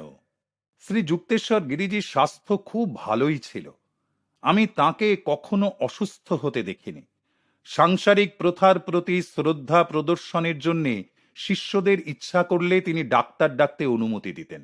তিনি বলতেন, চিকিৎসকদের রোগ নিরাময় করার কাজ ভৌত জগতে আরোপিত ঈশ্বরের নিয়ম মেনেই করা উচিত। তবে তিনি মানসিক শক্তির সাহায্যে রোগ নিরাময়করণের শ্রেষ্ঠত্বের প্রশংসা করতেন এবং প্রায়ই বলতেন, জ্ঞানই হচ্ছে শ্রেষ্ঠ শুদ্ধিকারক। চেলাদের তিনি বলেছিলেন, শরীরটা হচ্ছে এক বিশ্বাসঘাতক বন্ধু, যেটুকু তার প্রাপ্য সেটুকুই তাকে দেবে, তার অতিরিক্ত নয়। সুখ দুঃখ ক্ষণস্থায়ী, সব দ্বৈত ভাব ধীরভাবে সহ্য করে যাবে, আর সেই সঙ্গে তাদের প্রভাব এড়াবার চেষ্টা করবে। কল্পনার দুয়ার দিয়েই ব্যাধি আর তার নিরাময়, এই দুয়েরই প্রবেশ ঘটে। অসুস্থ হয়ে পড়লেও বিশ্বাস করো না যে তোমার কোনো রোগ হয়েছে, তাহলেই রোগ তোমাকে ছেড়ে পালাবে। গুরুদেবের শিষ্যদের মধ্যে অনেকেই ডাক্তার ছিলেন। তিনি তাদের বলতেন, যাঁরা শারীরবৃত্তের চর্চা করেছেন তাঁদের আরও একটু অগ্রসর হয়ে অধ্যাত্ম বিজ্ঞানের আলোচনা করা উচিত, কারণ শারীরিক গঠনের ঠিক অন্তরালে একটি সূক্ষ্ম আধ্যাত্মিক কাঠামো লুকোনো আছে। শ্রী যুক্তেশ্বর গিরিজি প্রাচ্য পাশ্চাত্য গুণাবলীর জীবন্ত যোগসূত্র হবার জন্য শিষ্যদের প্রায়ই উপদেশ দিতেন। বাইরের আচার ব্যবহারে নিজে তিনি একজন সক্রিয় পাশ্চাত্য ভাবাপন্ন হলেও অন্তরে তিনি এক প্রাচ্য অধ্যাত্মবাদী ছিলেন। প্রতীচ্যের প্রগতিশীল উদ্ভাবনী আর স্বাস্থ্যসম্মত অভ্যাসের যেমন প্রশংসা করতেন, তেমনি প্রাচ্যের বহু শতাব্দীর জ্ঞানঋদ্ধ ধর্মীয় আদর্শেরও তিনি প্রশংসা করতেন। নিয়মানুবর্তিতা অবশ্য আমার কাছে অপরিচিত ছিল না। বাড়িতে পিতার শাসন ছিল কঠিন, অনন্তদাও প্রায়ই কঠোর শাসন করতেন, কিন্তু শ্রী যুক্তেশ্বর গিরিজির শিক্ষাকে কঠোর ছাড়া অন্য কিছু বলা যায় না। ত্রুটি শূন্যতায় বিশ্বাসী গুরুদেব শিষ্যদের ব্যাপারে কড়া সমালোচক ছিলেন, তা সে তাৎক্ষণিক ব্যাপারেই হোক বা সাধারণ আচরণের সূক্ষ্ম তারতম্যেই হোক। একবার কোনো এক উপলক্ষে তিনি বলেন, আন্তরিকতা ছাড়া ভদ্র ব্যবহার প্রাণহীনা সুন্দরী নারীর মতো। ভব্যতা ছাড়া স্পষ্টবাদিতা যেন ডাক্তারের ছুরি, কাজ দেয় বটে কিন্তু অপ্রীতিকর। ভব্যতার সঙ্গে সরলতা যুক্ত হলে তবেই সেটা কাজ দেয়, আর তা প্রশংসনীয়ও বটে। গুরুদেব আমার আধ্যাত্মিক উন্নতিতে আপাত দৃষ্টিতে সন্তুষ্টই ছিলেন, কেননা কদাচিৎ তিনি সে বিষয়ে উল্লেখ করতেন। অন্যান্য বিষয়ে কিন্তু তার বকুনির হাত থেকে আমার রেহাই ছিল না। আমার প্রধান অপরাধ ছিল অন্যমনস্কতা, কখনো কখনো বিমর্ষ হয়ে পড়া, ভব্যতার কতকগুলো নীতি লঙ্ঘন, আর মাঝে মাঝে নিয়ম বিরুদ্ধভাবে কাজকর্ম করা। উপদেশ ছলে একদিন গুরুদেব বললেন, দেখো, তোমার বাবা ভগবতী বাবুর কাজকর্মে সব দিকেই কেমন একটা সুশৃঙ্খলা আর সুসমঞ্জস ভাব রয়েছে। শ্রীরামপুর আশ্রমে প্রথমবার যাবার অল্প কয়েকদিন পরেই লাহিড়ী মহাশয়ের এই শিষ্য দুটির একদিন সাক্ষাৎ হয়। পিতা আর শ্রী যুক্তেশ্বরজি পরস্পর পরস্পরের মহিমা কীর্তনে উল্লসিত। উভয়েরই অন্তর্জীবন কঠিন আর সুদৃঢ় আধ্যাত্মিক শিলাভূমির উপর প্রতিষ্ঠিত, যা কোনো কালেই বিলুপ্ত হবার নয়। আমার বাল্যজীবনের জনৈক সাময়িক শিক্ষকের কাছ থেকে কতকগুলো ভুল শিক্ষা আমি পেয়েছিলাম। শুনেছিলাম, চেলাদের সাংসারিক কর্তব্য সুষ্ঠুভাবে সম্পন্ন করবার জন্যে পরিশ্রম করার কোনোই দরকার নেই। আমার করণীয় কাজগুলোকে যখন অবহেলা করতাম বা অযত্নে তা শেষ করতাম, তখন কিন্তু আমি তিরস্কৃত হইনি। মানুষের প্রকৃতি স্বাভাবিকভাবেই এরকম ফাঁকি দেওয়া শিক্ষানীতি অতি সহজেই গ্রহণ করে। কিন্তু গুরুদেবের কাছে এসে তাঁর অবিরত কঠিন শাসনের ফলে আমি অতি শীঘ্রই এই আরামদায়ক দায়িত্বহীনতার মোহ থেকে মুক্তি লাভ করতে পেরেছিলাম। শ্রী যুক্তেশ্বর গিরিজি একদিন বললেন, যাঁরা এ জগতের পক্ষে অতিশয় ভালো, তাঁরা অন্য কোনো জগৎ অলঙ্কৃত করছেন। যতদিন তুমি এ জগতের মুক্ত বায়ুতে নিঃশ্বাস গ্রহণ করছো, ততদিন পর্যন্ত তার প্রতিদানে তোমার সকৃতজ্ঞ কর্তব্য পালনে তুমি দায়বদ্ধ। যিনি পরিপূর্ণভাবে বিগত শ্বাস সমাধিস্থ অবস্থায় প্রতিষ্ঠিত হতে পেরেছেন, তাঁর আর কোনো সাংসারিক কর্তব্য পালনে বাধ্যবাধকতা থাকে না। তারপর স্পষ্টতই বললেন, তোমার পূর্ণ জ্ঞান লাভ হলে পর আমি তা তোমাকে নিজেই জানাবো, জেনো। গুরুদেবকে ভালোবাসা দিয়েও অন্যায়ভাবে বশ করা যেত না। আমার মতো স্বেচ্ছায় যারা তাঁর শিষ্যত্ব গ্রহণ করেছিলেন, তাদের প্রতিও তিনি কোনো দুর্বলতা প্রদর্শন করতেন না। গুরুদেব আর আমি কি শিষ্যদের দ্বারা, কি অপরিচিত লোকেদের দ্বারা বেষ্টিত থাকতাম, কিংবা অন্যের অনুপস্থিতিতে একত্রে থাকতাম, তখনও তিনি সর্বদা সোজাসুজিভাবেই কথাবার্তা বলতেন, আর দরকার হলে তীক্ষ্ণভাবে তিরস্কারও করতেন। তুচ্ছ, লঘু বা অসংলগ্ন ভাবের কোনো কিছু দেখলে তাও তাঁর বকুনির হাত থেকে রেহাই পেত না। এইরকম অহমিকা চূর্ণ করবার চিকিৎসা প্রণালী বাস্তবিকই বরদাস্ত করা অত্যন্ত কঠিন ছিল। কিন্তু আমারও দৃঢ় পণ ছিল, আমার প্রত্যেক মানসিক বক্রতা শ্রীযুক্তেশ্বরজির কঠোর হস্তের শাসনে শুদ্ধ করে নেব।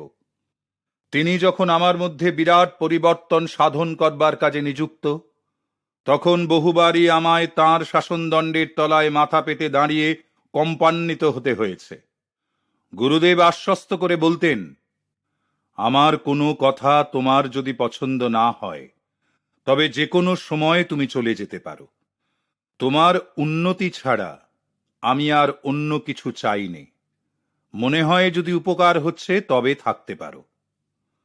আমার প্রত্যেক অহমিকা চূর্ণ করে দেবার দারুণ আঘাতের জন্য সত্যি আমি তাঁর কাছে অপরিসীম কৃতজ্ঞ। রূপক অর্থে বলা চলে, তিনি যেন আমার চোয়াল হতে রোগগ্রস্ত ক্ষয়প্রাপ্ত সব দন্ত আবিষ্কার করে উৎপাটিত করে দিচ্ছেন। মানুষের অহং ভাবের মূলোৎপাটন দারুণ আঘাত ছাড়া সত্যিই দুঃসাধ্য। অহমিকা দূর হলে পর তবেই ঈশ্বর আবির্ভাবের পথ সুগম হয়। ভগবান বৃথাই আত্মাভিমানীর কঠিন প্রস্তর হৃদয়ের মধ্য দিয়ে নিঃসরণের পথ খুঁজে মরেন। শ্রী যুক্তেশ্বর গিরিজির সজ্ঞা এতই মর্মভেদী ছিল যে অন্যের মন্তব্যে কর্ণপাত না করে তিনি প্রায় কারোর না কারোর অনুক্ত ভাবনার যথাযথ উত্তর দিয়ে দিতেন। লোকে মুখে যে কথা বলে আর পিছনে সত্যিকারের যা মনোভাব থাকে, তাদের মধ্যে অনেক সময় আকাশ পাতাল তফাৎ দেখা যায়। তাই গুরুদেব বলতেন, মানুষের বিভ্রান্তিকর কথাবার্তার আড়ালে তার মনের প্রকৃত ভাবটি স্থির হয়ে বোঝার চেষ্টা করো। কিন্তু সংসারীর কানে ঐশ্বরিক অন্তর্দৃষ্টির দ্বারা উদ্ঘাটিত তথ্য প্রায়ই কটু লাগে। লঘু প্রকৃতির শিষ্যদের কাছে গুরুদেব বিশেষ প্রিয় ছিলেন না। যারা প্রকৃত জ্ঞানী, যদিও সংখ্যায় তাঁরা খুবই অল্প, তাঁরাই তাঁকে গভীরভাবে শ্রদ্ধা করতেন। আমি মুক্ত কণ্ঠে বলতে পারি, শ্রী যুক্তেশ্বর গিরিজি ভারতবর্ষের মধ্যে সর্বাপেক্ষা কাঙ্ক্ষিত গুরু হতে পারতেন, যদি তাঁর কথাগুলি এত চাঁচা ছোলা আর তিরস্কারমূলক না হতো। তিনি আমার কাছে স্বীকার করেছিলেন, আমার কাছে যারা শিখতে আসে তাদের ওপর আমি কড়া হই বটে, কিন্তু সেটাই আমার প্রকৃতি। থাকতে হয় থাকো, না হয় পথ দেখো। আমি আপোষ রফা করি না। তুমি কিন্তু তোমার শিষ্যদের কাছে খুবই সহৃদয় হবে, কারণ ওইটাই তোমার প্রকৃতি। আমি কঠিন শাসনের অনলে পুড়িয়ে শুদ্ধ করতে চেষ্টা করি, যা সাধারণের সহ্যসীমার বাইরে। অবশ্য ভালোবাসার মৃদু কোমল পরশেও পরিবর্তন ঘটে। কঠিন ও কোমল দুরকম প্রণালীতেই একই রকম ফল পাওয়া যায়, অবশ্য যদি সুবিচারের সঙ্গে তাকে প্রয়োগ করা যায়। তারপর বললেন, তোমায় বিদেশ যেতে হবে, যেখানে আত্মাভিমানে ঘা লাগা কথা কেউই পছন্দ করে না। কোন গুরুর পক্ষে প্রতীচ্যে ভারতের অমর বাণী প্রচার করা প্রচুর অবিচলিত ধৈর্য আর সহনশীলতা ব্যতি রেখে সম্ভবপর নয়। আমেরিকায় থাকতে গুরুদেবের কথাগুলি যে কতবার মনে পড়েছে তার বলে বোঝাবার নয়। যদিও আমার গুরুদেবের অপ্রিয় সত্য ভাষণের ফলে তাঁর জীবদ্দশায় বহু সংখ্যক শিষ্য হয়নি, তথাপি তাঁর শিক্ষাবলী চিরবর্ধনশীল নিষ্ঠাবান শিষ্যদের মাধ্যমে আজও পৃথিবীতে বিদ্যমান। মহাবীর আলেকজান্ডারের মতো যোদ্ধারা চেয়েছেন পৃথিবীর উপর একচ্ছত্র আধিপত্য করতে, আর শ্রী যুক্তেশ্বর গিরিজির মতো সদ্গুরুরা তার চেয়েও সুদূরতর স্থান মানুষের অন্তর রাজ্য জয় করে থাকেন। গুরুদেবের অভ্যাস ছিল তাঁর শিষ্যদের নিতান্তই তুচ্ছ বা ধর্তব্যের মধ্যেই নয়, এমন সব সামান্য দুর্বলতা বা নিতান্ত অকিঞ্চিতকর ঘটনার কথাও গুরু গম্ভীরভাবে বর্ণনা করা। একদিন পিতা শ্রীরামপুরে শ্রী যুক্তেশ্বর গিরিজিকে দর্শন করতে এলেন। খুব স্বাভাবিকভাবেই পিতা আশা করেছিলেন যে সেখানে আমার প্রশংসার কথাই শুনতে পাবেন। তার বদলে আমার কর্তব্যচ্যুতির একটি দীর্ঘ তালিকা পেয়ে তিনি দস্তুর মতো অবাকই হয়ে গেলেন। দ্রুত আমার সঙ্গে দেখা করতে এলেন। হাসি কান্নার মধ্যে দিয়ে বললেন, তোমার গুরুর কথা শুনে তো ভেবেছিলাম যে তোমার একেবারে দফা রফা হয়ে গেছে। সেই সময় শ্রী যুক্তেশ্বর গিরিজির আমার প্রতি অসন্তোষের একমাত্র হেতু ছিল এই যে তাঁর মৃদু আপত্তি সত্ত্বেও জনৈক ব্যক্তিকে আমি আধ্যাত্মিক পথে নিয়ে আসবার চেষ্টা করছিলাম। রাগের চোটে তো গুরুদেবের কাছে দৌড়লাম। সামনে গিয়ে দাঁড়াতেই দেখলাম যে তাঁর চোখ দুটি মাটির দিকে নামানো, যেন তিনি নিজ দোষ সম্বন্ধে সম্পূর্ণ সচেতন। ওই একটিবার মাত্র সেই বিরাট অধ্যাত্ম জগতের সিংহ পুরুষকে আমার সামনে নিতান্ত শান্ত ও নিরীহ ভাবে দেখলাম। পরম উপভোগ্য সেই অপূর্ব ক্ষণ। জিজ্ঞাসা করলাম, গুরুদেব, বাবার সামনে আমার সম্বন্ধে নির্মমভাবে ওইসব কথা বললেন কেন? এটা কি ঠিক হয়েছে? আচ্ছা, আর কখনো বলবো না। শ্রী যুক্তেশ্বরজির স্বর যেন অনুতপ্ত। তখনই আমার সব অভিমান ঘুচে গেল। কত শিগগির সেই বিরাট মানুষটি নিজ দোষ স্বীকার করে নিলেন। যদিও তিনি আর কখনো পিতার মানসিক শান্তির ব্যাঘাত ঘটাননি, তথাপি ইচ্ছে হলেই যখন যেখানে পেতেন আমাকে একেবারে খণ্ড বিখণ্ড করে ছাড়তেন। অপরের সমালোচনায় নবীন শিষ্যরাও গুরুদেবের সঙ্গে যোগ দিতেন, যেন তারাও সব গুরুদেবের মতোই মহা মহা জ্ঞানী। ভাবতেন যেন তাঁরা নিজেরা সব নির্ভুল, ভালো মন্দ বিচারের এক একজন আদর্শ। কিন্তু যিনি আক্রমণ করেন তার নিজেরও প্রতিরক্ষার ক্ষমতা থাকা চাই। সেই সব ছিদ্রান্বেষী শিষ্যরাই আবার গুরুদেবের কাছ থেকে প্রকাশ্যে কঠিন সমালোচনার দু চারটি চোখা চোখা বান খেয়ে একেবারে পিঠ টান দিতেন। অন্তরের কোমল দুর্বলতা হচ্ছে মৃদু স্পর্শে কাতর শরীরের ব্যাধিগ্রস্ত স্থানের মতো। সামান্য একটু কোমল তিরস্কারের ছোঁয়া তাতে একবার লাগলেই যা গুটিয়ে যায়। এই ছিল শ্রীযুক্তেশ্বর গিরিজির পলাতক শিষ্যদিগের সম্বন্ধে সরস মন্তব্য। বহু শিষ্যের মনেই গুরু সম্বন্ধে একটা পূর্বকল্পিত ধারণা থাকে, যার দ্বারা তারা তাঁর কথা ও কাজের বিচার করেন। এই ধরনের শিষ্যরা প্রায়ই অনুযোগ করতেন যে তাঁরা শ্রীযুক্তেশ্বরজিকে ঠিকমতো বুঝে উঠতে পারেন না। আমি একবার বলেছিলাম, তোমরা তো ঈশ্বরকেও বুঝতে চাও না। সাধু সন্ন্যাসীদের জলের মতো পরিষ্কার বুঝে নিতে পারলে তো তোমরাই সাধু হয়ে যেতে। সারা বিশ্ব জুড়ে লক্ষ কোটি রহস্যের মধ্যে প্রতিনিয়তই যেখানে অবর্ণনীয় ভাব, সেখানে সাহস করে কেউ কি বলতে পারে যে গুরুর গহন প্রকৃতিকে এক কথায় সে বুঝে নিতে পারবে? কত শিষ্য এলো, তাদের বেশিরভাগ আবার চলেও গেল। যারা সহজ পথ খুঁজত, অর্থাৎ সদ্য সদ্য সহানুভূতি আর তাদের গুণপনার ভালো রকম আদর, তারা তা এ আশ্রমে পেত না। শিষ্যদের আশ্রয় দান ও চিরকালের জন্য তাদের জীবন পরিচালনার দায়িত্ব গুরুদেব নিতেন। কিন্তু বহু শিষ্যই কৃপণের মতো তাদের অহমিকার প্রলেপ খুঁজত। নতি স্বীকার করার চেয়ে জীবনের অসংখ্য দীনতা আর হীনতা বরণ করাকেই শ্রেয় মনে করে তারা প্রস্থান করত। শ্রীযুক্তেশ্বর গিরিজির জ্ঞানের অত্যুজ্জ্বল আলোকের তেজ তাদের আধ্যাত্মিক দৌর্বল্যের পক্ষে নিতান্তই দুর্বিষহ ছিল। তারা খুঁজে ফিরত অপেক্ষাকৃত সাধারণ ধরনের গুরু, যারা মিঠে তোয়াজের বুলিতে তাদেরকে মাঝে মাঝে অজ্ঞানতার মোহনিদ্রায় বিশ্রাম করতে দেবেন। গুরুদেবের আশ্রমে থাকার গোড়ার দিকে আমি প্রথম কয়েক মাস বকুনি খাবার ভয়ে কাটাতাম। আমি শীঘ্রই দেখতে পেলাম যে তাঁর বাচনিক জীবচ্ছেদন সেই সব লোকেদের উপরই প্রযুক্ত হতো যারা আমার মতোই তাঁর নৈতিক শাসনের কাছে মাথা পেতে দিত। কোনো মর্মাহত শিষ্য তার প্রতিবাদ করলে পর শ্রীযুক্তেশ্বরজি সেজন্য কিছু মনে করতেন না, বরং চুপ করে যেতেন। তার কথায় কখনো ক্রোধ প্রকাশ পেত না। তার কথাগুলি ছিল নৈর্ব্যক্তিক ও জ্ঞানগর্ভ। গুরুদেবের তিরস্কার কোনো সাময়িক আগন্তুকের প্রতিও বর্ষিত হতো না। স্পষ্টভাবে চোখে পড়লেও তিনি কারোর কোনো দোষ প্রকাশ্যভাবে দেখিয়ে দিতেন না। কিন্তু যেসব শিষ্য তাঁর উপদেশ সশ্রদ্ধভাবে গ্রহণ করতে আসত, তাদের জন্য তিনি গুরু দায়িত্বের ভার গ্রহণ করতেন।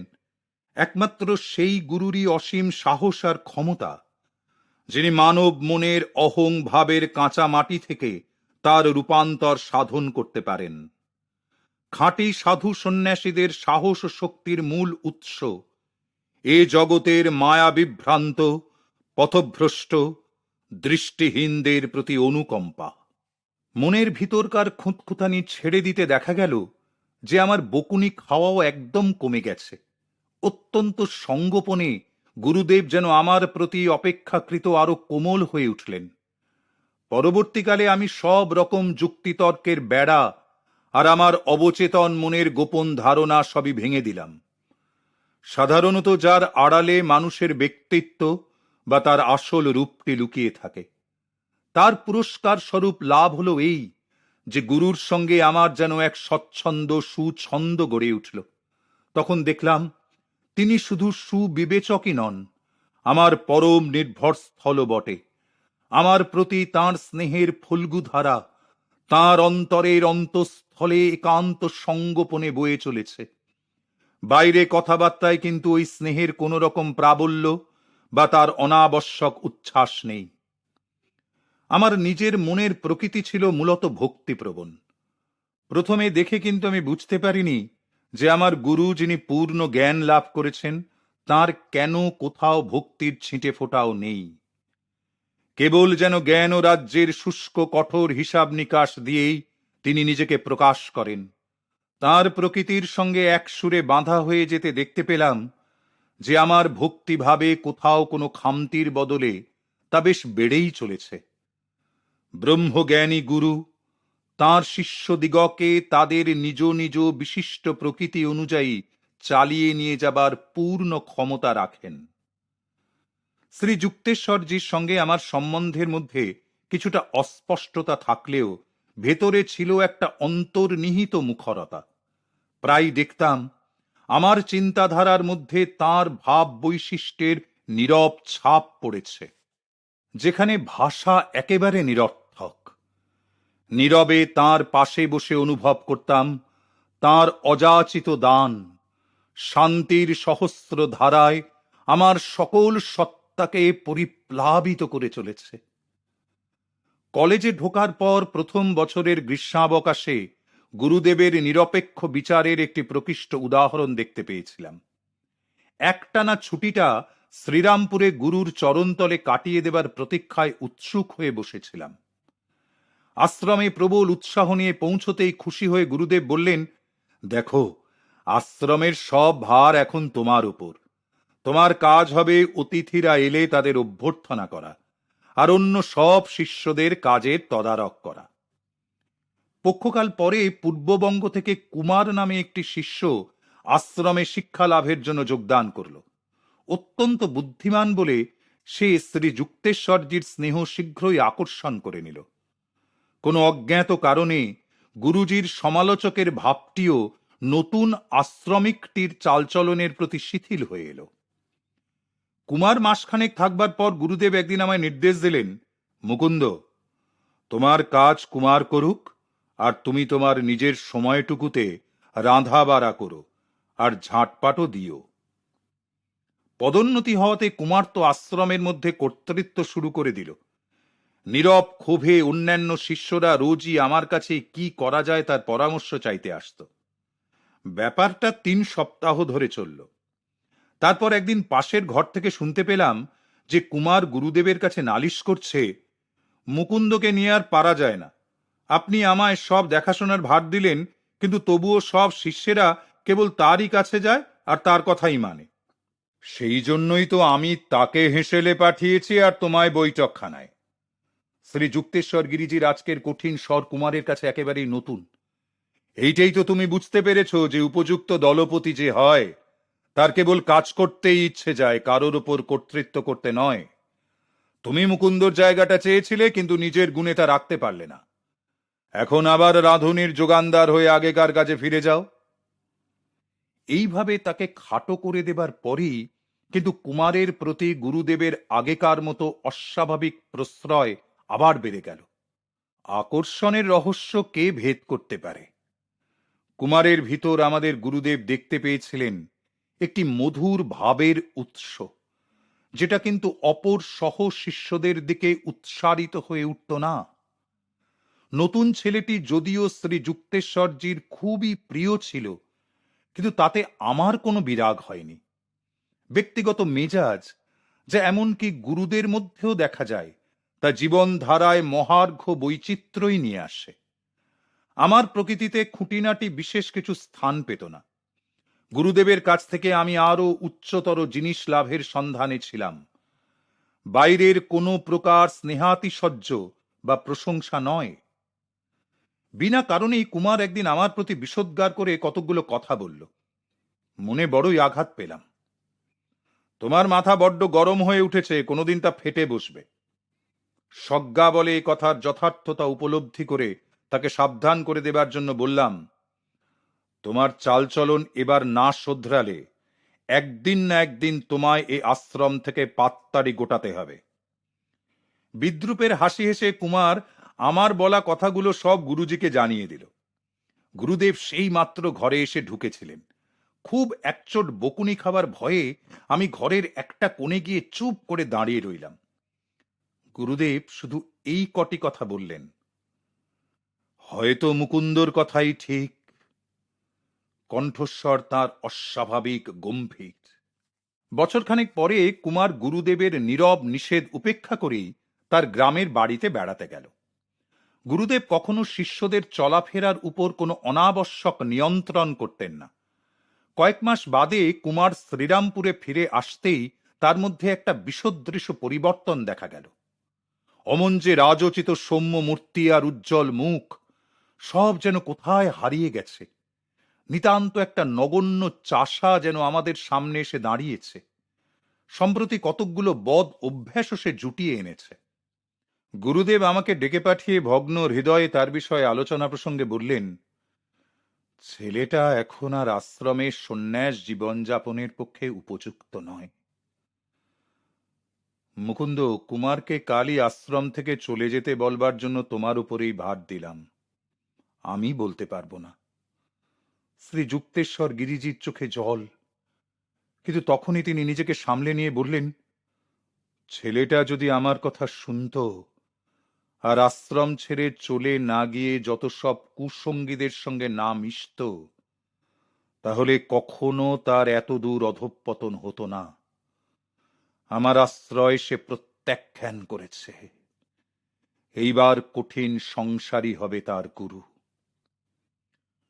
কুমার চলে যাওয়াতে খুব যে খুশি হয়েছিলাম তা নয়, মনে বড় দুঃখ হতে লাগলো। ভাবলাম, গুরুদেবের স্নেহ আকর্ষণ করবার ক্ষমতা যার রয়েছে, সে কি করে এরকম পার্থিব মোহে মুগ্ধ হতে পারে। নারী আর সুরার প্রলোভন মানুষের মজ্জাগত, তাদের উপভোগ করার জন্যে বিশেষ সূক্ষ্ম বোধের দরকার করে না। ইন্দ্রিয়ের প্রলোভন চিরহরিত সেই ফুল গাছের সঙ্গে তুলনীয়, যার গোলাপি রঙের ফুল সুগন্ধে ভরা, কিন্তু গাছটির প্রতিটি অঙ্গ বিষাক্ত। তৃপ্তি আর আরামের স্থান হচ্ছে অন্তরে, যা সুখেতে উজ্জ্বল, অথচ ওই সুখ লোকে বাইরের জগতে নানা পথে অন্ধভাবে খুঁজে মরে। গুরুদেব একদিন কুমারের ক্ষুরোধার বুদ্ধির কথা বলতে গিয়ে বললেন, তীক্ষ্ণ বুদ্ধির দুটো ধার, ছুরির মতো, একে অজ্ঞানের বিস্ফোরা কাটা, আবার নিজের গলা কাটা। এই গঠনমূলক বা ধ্বংসাত্মক দু কাজেই ব্যবহার করা যেতে পারে। মন আধ্যাত্মিক বিধি নিয়মের অপরিহার্যতা স্বীকার করলে তবেই বুদ্ধি ঠিক পথে চলে। গুরুদেব স্ত্রী পুরুষ নির্বিশেষে নিজ পুত্র কন্যা জ্ঞানে তাঁর সকল শিষ্য শিষ্যাদের সঙ্গে মিশতেন। তাঁদের আত্মা যে এক, দুই নয়, এই ভেবে তাঁদের মধ্যে কোনো পক্ষপাতিত্ব করতেন না বা কোনো পার্থক্য রাখতেন না। তিনি বলতেন, ঘুমিয়ে পড়লে তুমি জানতেই পারো না তুমি স্ত্রী না পুরুষ। পুরুষ যেমন স্ত্রীরূপ ধারণ করলে কখনো স্ত্রীলোক হয়ে যায় না, তেমনি আত্মা স্ত্রী পুরুষ উভয়বিধ রূপ ধারণ করলেও তার কোনো লিঙ্গ ভেদ ঘটে না। আত্মা হচ্ছে নিত্য সনাতন, ঈশ্বরের নির্গুণ রূপ। শ্রী যুক্তেশ্বর গিরিজি কিন্তু নারীকে পুরুষের পতনের মূল বলে কখনো নিন্দা বা পরিহার করতেন না। তিনি বলতেন, নারীরও তো পুরুষের কাছ থেকে প্রলোভনের আশঙ্কা আছে। আমি একবার গুরুদেবকে জিজ্ঞাসা করেছিলাম, জনৈক প্রাচীন সাধু নারীকে কেন নরকের দ্বার বলে গেছেন? গুরুদেব তিক্তভাবে উত্তর দিলেন, তাঁর প্রথম জীবনে হয়তো কোনো রমণী তাঁর মানসিক শান্তির বিঘ্ন ঘটিয়েছিল। তা না হলে নারী জাতিকে নিন্দা না করে নিজের আত্মসংযমের ত্রুটিগুলোকেই বর্জন করতেন। কোনো অভ্যাগত আশ্রমে এসে যদি কোনো ইঙ্গিতপূর্ণ গল্প করবার চেষ্টা করতেন, তাহলে তিনি একেবারে নিরুত্তর নীরবতা অবলম্বন করতেন। শিষ্যদের তিনি বলতেন, সুন্দর মুখের আকর্ষণে নিজেকে জর্জরিত করে তুলো না। যে ইন্দ্রিয়ের দাস, সে জগৎকে কি করে উপভোগ করবে? এর যে সূক্ষ্ম রসভাব আর তার অনুভূতি, সেটা তাদের হাত এড়িয়ে যায় যখন তারা স্থূল উপভোগের ক্লেদ ও কর্দম হাতড়ে মরে। সূক্ষ্ম ভেদাভেদ জ্ঞান স্থূল ইন্দ্রিয় বোধের দাসেদের কাছে একদম হারিয়ে যায়। শিষ্যরা মায়া সঞ্জাত যৌন মোহের হাত এড়াবার জন্য শ্রী যুক্তেশ্বর গিরিজির কাছ থেকে নানাবিধ সহজবোধ্য আর জ্ঞান ও গর্ভ উপদেশ লাভ করত। তিনি বলতেন, খাওয়ার উদ্দেশ্য যেমন খিদে মেটানো, লোভ মেটানো নয়, তেমনি প্রকৃতি দত্ত যৌন বোধ হচ্ছে স্বাভাবিক নিয়ম অনুসারে জীবনের ধারা অব্যাহত রাখা। অতৃপ্ত কামনা জাগিয়ে তোলবার জন্যে নয়। কদ অভিপ্রায় সব এখনই বিসর্জন দাও, নচেত তারা জড় দেহ হতে বিচ্ছিন্ন হলেও তোমার সূক্ষ্ম দেহের সঙ্গেই থেকে যাবে। শরীর দুর্বল হলেও মন যেন সদাই প্রতিরোধ গড়ে তোলে। প্রলোভন যদি তোমায় নিষ্ঠুরভাবে আক্রমণ করে, তাহলে তাকে নৈর্ব্যক্তিক বিশ্লেষণ আর মনের অদম্য ইচ্ছা শক্তির দ্বারা দাবিয়ে রাখো। যে কোনো স্বাভাবিক বাসনা কামনা তা সবই দমন করা যেতে পারে। শক্তির সঞ্চয় করে যাও, অতল সমুদ্রের মতো হও। ইন্দ্রিয় বোধের উপনদীগুলিকে নীরবে তোমার ভিতর একেবারে মিলিয়ে নাও। দৈনিক নূতন করে জাগ্রত কামনা বাসনা সকল তোমার অন্তরের শান্তির আধারের তলায় খোঁড়া এক একটা ছিদ্র হল জলাধারের ছিদ্রের মতো, যা জড়বাদের শুষ্ক মরুভূমির বুকে গিয়ে পড়ে একেবারে শুকিয়ে যাচ্ছে। কুপ্রবৃত্তির সক্রিয় প্রবল তাড়না মানুষের সুখের পক্ষে পরম শত্রু। আত্মসংযমের সিংহের মতো এ জগতে ঘুরে ফিরে বেড়াও, দেখো যেন ইন্দ্রিয় দুর্বলতার ব্যাঙগুলো তোমাকে চারপাশ থেকে লাথি না মারে। প্রকৃত ভক্ত শেষ অবধি সকল প্রবৃত্তিগত বাধ্যবাধকতা থেকে মুক্তি লাভ করে। মানব প্রেমের চাহিদাকে ভগবত আকাঙ্ক্ষায় রূপান্তরিত করে, আর সেটাই তার একমাত্র খাঁটি প্রেম, কারণ তা সর্বব্যাপী। যেখানে আমার গুরুর প্রথম দর্শন লাভ হয়েছিল, কাশীর সেই রানামহল অঞ্চলেই শ্রী যুক্তেশ্বর গিরিজির মাতা ঠাকুরানী বাস করতেন। স্নেহকোমল আর সদয় প্রকৃতির হলেও তিনি বেশ দৃঢ়মতি ছিলেন। একদিন তার বাড়ির বারান্দায় দাঁড়িয়ে আছি, মাতা পুত্রের মধ্যে কথাবার্তা চলছে শুনতে পেলাম। গুরুদেবকে মনে হলো তিনি তার স্বভাবসিদ্ধ শান্তভাবে যুক্তি সহকারে তার মাকে কিছু বোঝাবার চেষ্টা করছিলেন, কিন্তু বোধহয় তিনি নিষ্ফলই হলেন। কারণ তার মা তখন প্রবল বেগে মাথা নেড়ে বলছেন, না না বাছা, এখন তুমি যাও, তোমার ওসব উপদেশ টুপদেশ এখন রেখে দাও, ওসব আমার জন্য নয়, আমি তোমার শিষ্য নই বাছা, বুঝলে? শ্রী যুক্তেশ্বরজি বিনা বাক্য ব্যয়ে আস্তে আস্তে মায়ের কাছ থেকে সরে এলেন।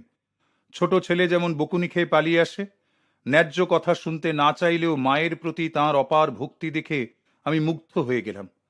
শ্রী যুক্তেশ্বরজির মা তাঁকে তাঁর ছোট্ট ছেলেটির মতোই দেখতেন, সাধু সন্ন্যাসীদের মতো নয়। এই তুচ্ছ ঘটনার মধ্যেও বেশ একটা মাধুর্যের ব্যাপার ছিল। এতে আমার গুরুদেবের অসাধারণ প্রকৃতির অন্য একটি দিকে আলোকপাত হল, যা অন্তরে কোমল হলেও বাইরে কঠিন। সন্ন্যাস ধর্মের নিয়ম অনুসারে কোনো সন্ন্যাসী একবার সংসার আশ্রম আনুষ্ঠানিকভাবে ত্যাগ করলে পর তার সঙ্গে আর কোনো সম্বন্ধ রাখতে পারেন না। গৃহস্থের পক্ষে অবশ্য পালনীয় সাংসারিক বিবিধ সংস্কার তার পক্ষে পালন করা সম্ভবপর নয়। তবুও প্রাচীন দশনামী স্বামী সম্প্রদায়ের প্রতিষ্ঠাতা আদি শঙ্করাচার্য এসব বিধিনিষেধ অগ্রাহ্যই করে গেছেন। তাঁর পরম স্নেহময়ী মাতার মৃত্যুর পর তিনি তাঁর উত্তোলিত হস্ত থেকে অগ্নিশিখা সৃষ্টি করে মাতার শবদাহ করেছিলেন। শ্রী যুক্তেশ্বরজিও ওইসব বাধা বন্ধ অগ্রাহ্যই করতেন, যদিও অত দর্শনীয় ভাবে নয়। তাঁর মাতা পরলোক গমন করলে পর তিনি কাশীর গঙ্গার ঘাটেই শ্রাদ্ধ শান্তি সম্পন্ন করে প্রাচীন প্রথা অনুযায়ী বহু ব্রাহ্মণ ভোজন করিয়েছিলেন। শাস্ত্রীয় বিধিনিষেধ সব সন্ন্যাসীদের ক্ষুদ্র আত্মপরিচয় জয় করার জন্যই রচিত। শঙ্করাচার্য ও শ্রী যুক্তেশ্বরজির নিরুপাধি ব্রহ্ম লাভ ঘটেছিল। তাঁদের উদ্ধারের জন্য বিধি নিয়ম পালনের কোনো আবশ্যকতাই ছিল না। কখনো কখনো গুরুরা ইচ্ছে করেই শাস্ত্রীয় বিধি লঙ্ঘন করে চলেন, কারণ তাঁদের কাছে অন্তর্নিহিত নীতিটাই সত্য, বাহ্যিক আবরণ নয়। যীশুখ্রিস্ট তাই বিশ্রামের দিনে ভুট্টার শীষ তুলেছিলেন। সম্ভাব্য সমালোচকদের উদ্দেশ্যে তিনি বলেছিলেন, বিশ্রাম দিনটি মানুষের জন্যই সৃষ্টি হয়েছে, মানুষ বিশ্রাম দিনের জন্য নয়। শ্রী যুক্তেশ্বরজি শাস্ত্রগ্রন্থ ব্যতীত অন্য কিছু খুব অল্পই পড়তেন। তথাপি সাম্প্রতিক বৈজ্ঞানিক আবিষ্কার বা অন্যান্য জ্ঞানের অগ্রগতির বিষয়ে তিনি ওয়াকিবহাল ছিলেন। চমৎকার আলাপী ছিলেন তিনি। আশ্রমে অভ্যাগতদের সঙ্গে তিনি অসংখ্য বিষয় নিয়ে নানা আলোচনা করতে ভালোবাসতেন। তাঁর অপূর্ব রসিকতা আর প্রাণবন্ত হাসিতে সব আলোচনাই যেন সরস আর প্রাণবন্ত হয়ে উঠত। গাম্ভীর্য নিয়ে থাকলেও তিনি কখনো মুখ অন্ধকার করে থাকতেন না। বাইবেলের বাণী উদ্ধৃত করে তিনি বলতেন, ভগবানকে লাভ করতে গেলে মানুষের মুখ বিকৃতির প্রয়োজন হয় না। স্মরণ রেখো, ঈশ্বর প্রাপ্তি মানেই সকল দুঃখের অবসান। দার্শনিক, অধ্যাপক, ব্যবহারজীবী, বৈজ্ঞানিক প্রভৃতি যাঁরা তাঁকে দর্শন করতে আসতেন, তাঁদের মধ্যে যাঁদের প্রথমবার আশ্রমে আগমন ঘটত, তাঁরা ভাবতেন যে বুঝিবা একজন গোঁড়া ধর্মাচারীরই সাক্ষাৎ পাবেন। তাঁদের একটু গর্বোদ্ধত হাসি বা কৌতুক মিশ্রিত কৃপা দৃষ্টিতে প্রকাশ পেত যে তাঁরা শ্রী যুক্তেশ্বরজির কাছ থেকে কতকগুলো গুরুগম্ভীর হিতোপদেশ ছাড়া আর কিছুই প্রত্যাশা করেন না। শ্রী যুক্তেশ্বর গিরিজির সঙ্গে আলোচনা করে যখন তারা দেখতে পেতেন যে তাঁদের নিজ নিজ বিশেষ পড়াশোনার ক্ষেত্রেও তাঁর যথাযথ জ্ঞান আছে, তখন তাঁদের প্রস্থান হতো অনিচ্ছা ভরেই। সাধারণত আমার গুরুদেব অতিথি অভ্যাগতদের প্রতি খুব ভদ্র আর অমায়িক ছিলেন। একটা মধুর আন্তরিকতার সঙ্গে তাঁদের আপ্যায়ন করতেন। তবুও দারুণ আত্মম্ভরীরা মাঝে মাঝে তাঁর কাছ থেকে বেশ একটু ভালো রকমেরই শিক্ষা পেয়ে যেতেন। গুরুদেবের ভিতর তাঁরা দেখতে পেতেন হয় নীরব ঔদাসীন্য অথবা প্রবল প্রতিবাদ, যেমন বরফ বা লোহা আর কি।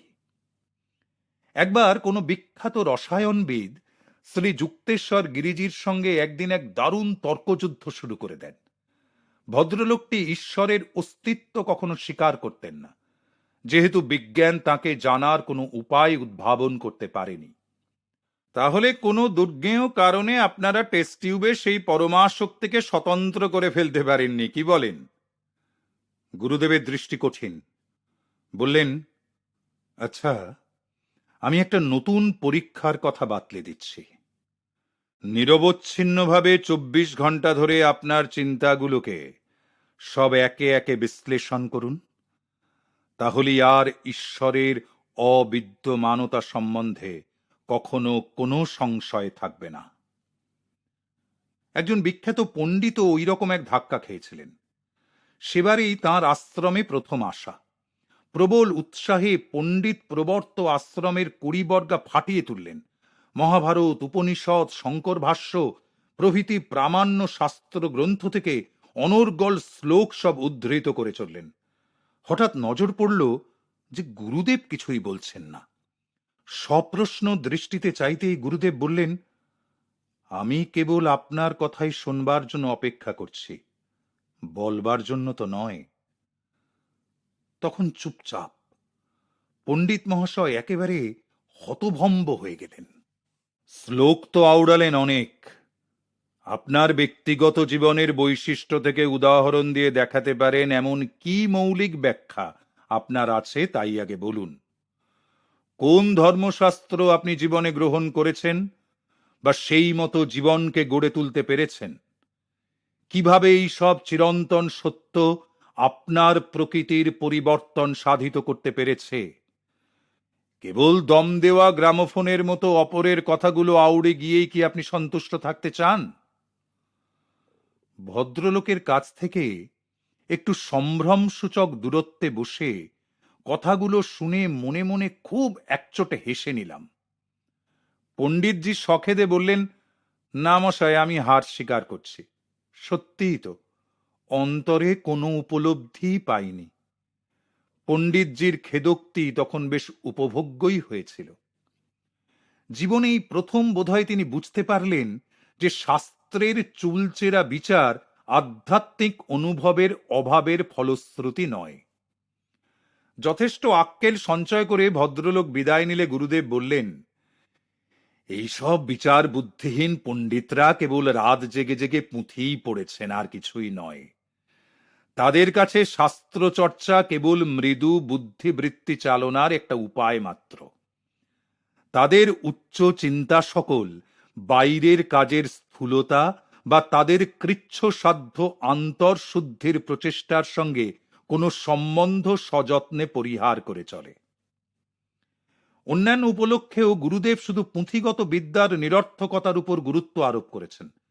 তিনি বলতেন, বিরাট পাণ্ডিত্য আর বোধ দুটো এক জিনিস নয়। শাস্ত্রগ্রন্থ আত্মবোধ লাভে উদ্দীপনা জাগাতে পারে যদি একটি একটি করে শ্লোকের অর্থ ধীরে ধীরে উপলব্ধি করা যায়। পাণ্ডিত্য লাভের জন্য অবিরত অধ্যয়নে বড়জোর একটা মিথ্যে গর্ব আসতে পারে, একটা মিথ্যা তৃপ্তি আনতে পারে, বা অপরিপক্ক জ্ঞান দিতে পারে। শ্রী যুক্তেশ্বর গিরিজি একবার শাস্ত্র ব্যাখ্যার বিষয়ে তার নিজের এক অভিজ্ঞতার বর্ণনা করেছিলেন। দৃশ্যটা হচ্ছে পূর্ববঙ্গের একটি তপবন। সেখানে তিনি দবরু বল্লভ নামে এক বিখ্যাত গুরুর শিক্ষা প্রণালী দর্শন করেছিলেন। তার প্রণালী প্রাচীন ভারতে যা ছিল সেই রকম, একাধারে সরল আবার কঠিন। তপবনের নির্জনতার মধ্যে দবরু বল্লভকে নিয়ে তার শিষ্যেরা চারধারে ঘিরে বসে আছে। তাদের সামনে পবিত্র শ্রীমদ্ ভগবদ্ গীতাটি খোলা। আধ ঘন্টা ধরে একটি মাত্র শ্লোকে মনোযোগ দিয়ে তারপর তারা চোখ বুঝল। আরো আধ ঘন্টা কেটে গেল। গুরুদেব সংক্ষেপে ব্যাখ্যা করে দিলেন। স্থিরভাবে বসে তারা আরো ঘন্টাখানেক ভাবল। অবশেষে গুরু বললেন, এখন শ্লোকটি বুঝতে পারছো কি? দলের মধ্যে শুধু একজন মাত্র শিষ্য বলল, আগে হ্যাঁ গুরুদেব। না, ঠিক পুরোপুরি হয়নি। এই শ্লোকগুলির ভিতরে সেই আধ্যাত্মিক প্রাণ ও শক্তিকে খুঁজে বার করো, শতাব্দীর পর শতাব্দী ধরে যা ভারতকে নবজীবনে উজ্জীবিত করেছে। আরো 1 ঘন্টা নীরবে কেটে গেল। গুরু শিষ্যদের বিদায় দিয়ে শ্রী যুক্তেশ্বরজির দিকে ফিরে বললেন, ভগবদ্গীতা পড়েছেন? না মশাই, যদিও বহুবার এর পাতার ওপর চোখ আর মন বুলিয়েছি, কিন্তু তবুও ঠিকমতো বুঝে উঠতে পারিনি। সেই পরম সাধু মহাপুরুষটি গুরুদেবকে সহাস্যে আশীর্বাদ করে বললেন, হাজার জনে কিন্তু আমায় ঠিক উল্টো কথাটাই বলেছে।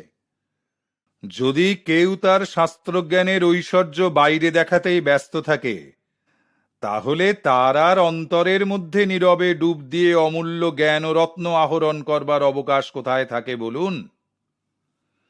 শ্রী যুক্তেশ্বর গিরিজিও ঠিক ওই রকম একমুখী গভীর মননের সাহায্যে শাস্ত্র উপলব্ধির বিষয়ে শিষ্যদিগকে উপদেশ দিতেন। বলতেন, চোখ দিয়ে জ্ঞান লাভ করা যায় না, যায় তোমার অস্তিত্বের প্রতিটি অণু পরমাণু দিয়ে। সত্যের প্রতি দৃঢ় আস্থা যখন শুধু তোমার মনেই আবদ্ধ থাকবে না, সমস্ত সত্তা বেপে ছড়িয়ে পড়বে, তখনই তুমি এর মানে বোঝবার সাহস করতে পারো। আধ্যাত্মিক অনুভূতি লাভ করতে গেলে বই পড়ে জ্ঞান লাভ করা প্রয়োজনীয় উপায় বলে শিষ্যদের এই রকম ঝোঁকের প্রতি তিনি কোনো উৎসাহ দেখাতেন না। তিনি বলতেন, ঋষিরা একটিমাত্র শ্লোকের বা একটিমাত্র সূত্রের মধ্যে যে গূঢ় অর্থ নিহিত করে গেছেন, তার উপর টিকাকার পণ্ডিতেরা যুগ যুগান্ত ধরে ব্যাখ্যা করতেই ব্যস্ত। অন্তহীন বিদ্যার কচকচি কেবল অগভীর মনেরই জন্য। ঈশ্বর আছেন না, কেবল মাত্র ঈশ্বর। এই কথাটির মতো মুক্তিদায়িনী সরল চিন্তা আর কি বা আছে?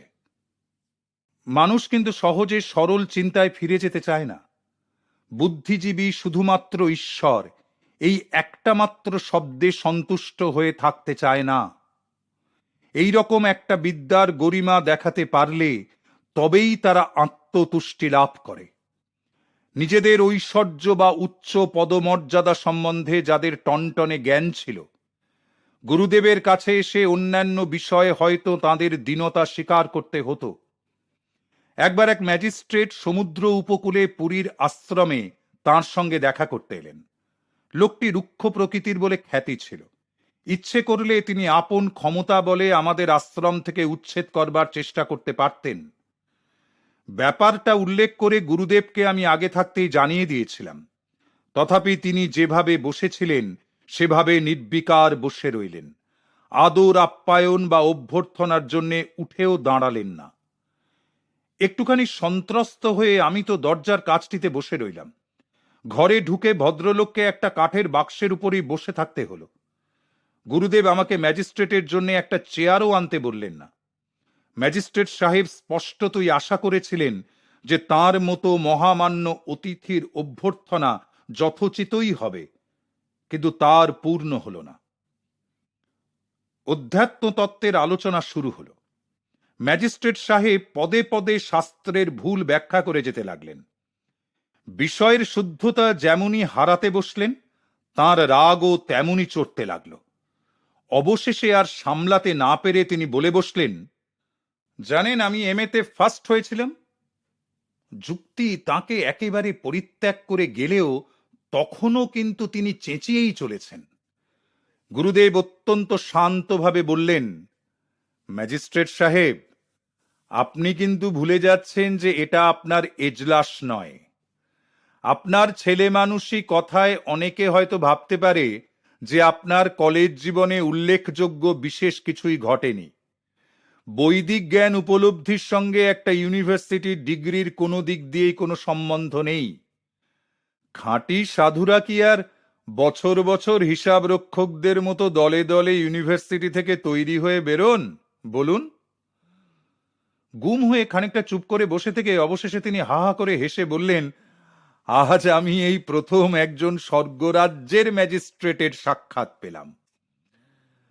পরে অবশ্য তিনি গুরুদেবকে যথারীতি অনুরোধ করলেন তাকে শিক্ষানবী শিষ্যরূপে গ্রহণ করতে, কিন্তু তার অনুরোধটাই ছিল আইনের ভাষা, যা তার মজ্জাগত।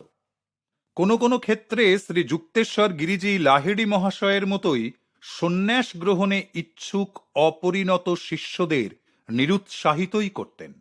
উভয় গুরুই বলতেন, ঈশ্বর উপলব্ধি যার হয়নি, এমন লোকের গেরুয়া বসন ধারণ করা সংসারকে ঠকানো। বাইরে সংসার ত্যাগের চিহ্ন ধারণের কথা ভুলে যাও, যা একটা মিথ্যা অহমিকা এনে তোমার ক্ষতি করতে পারে। তোমার নিয়মিত দৈনিক আধ্যাত্মিক উন্নতি ছাড়া আর কিছুরই প্রয়োজন নেই। তার জন্য ক্রিয়াযোগ অভ্যাস করো।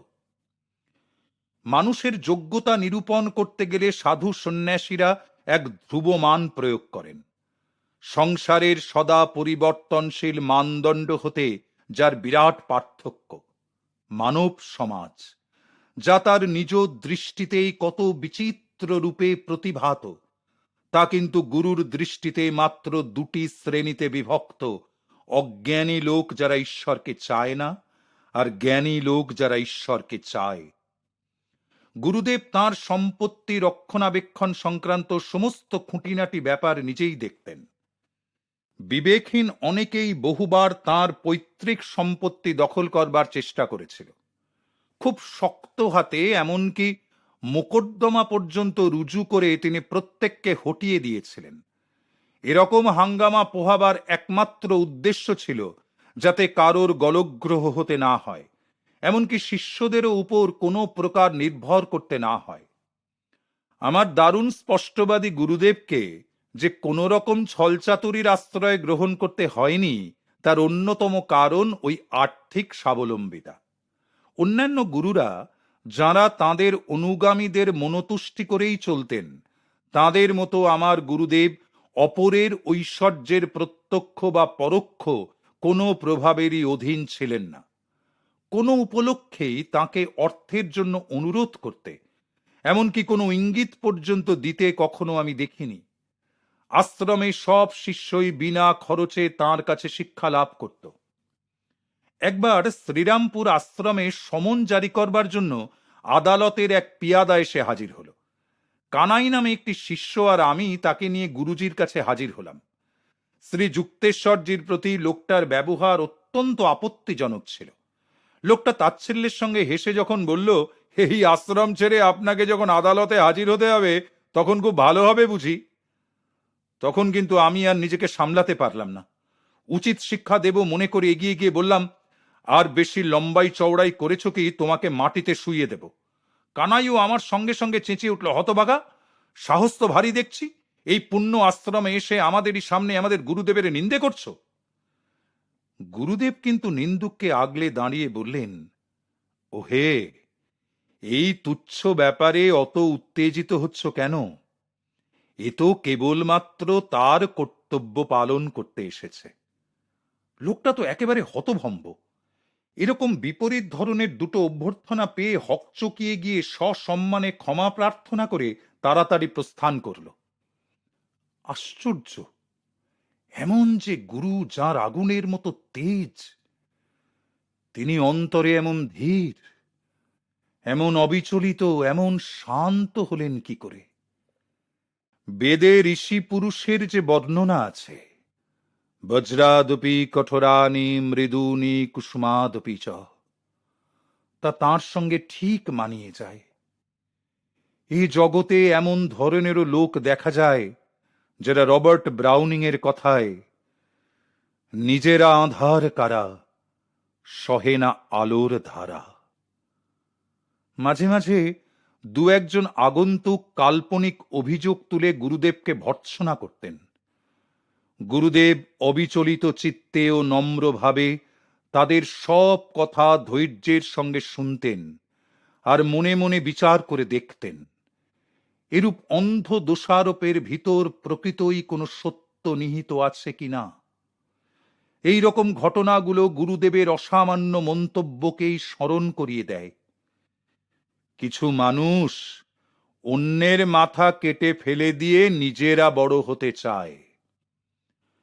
প্রকৃত সাধুদের সদা শান্ত ভাব যে কোনো উপদেশের চেয়ে ফলপ্রদ, আর তা মনে গভীরভাবে গাঁথা হয়ে যায়। রাগ যার দেরিতে আসে সে মহাবলশালীর চেয়েও মহাবলী। যে তার আত্মাকে শাসন করতে পারে সে রাজ্য জয়ীর চেয়েও মহান। আমি প্রায়ই ভাবতাম আমার সুমহান গুরুদেব খুব সহজেই একজন সম্রাট বা বিশ্ববিজয়ী বড় যোদ্ধা হতে পারতেন যদি তার মন খ্যাতি বা এ জগতে কীর্তি লাভের জন্য উন্মুখ হতো। তার বদলে তিনি অন্তরের মধ্যে আত্মম্ভরিতা আর রোষের দুর্গ প্রাচীর ভগ্ন করে চূর্ণ করবার ব্রতই নিয়েছিলেন, যার পতনেই মানুষের উন্নতি।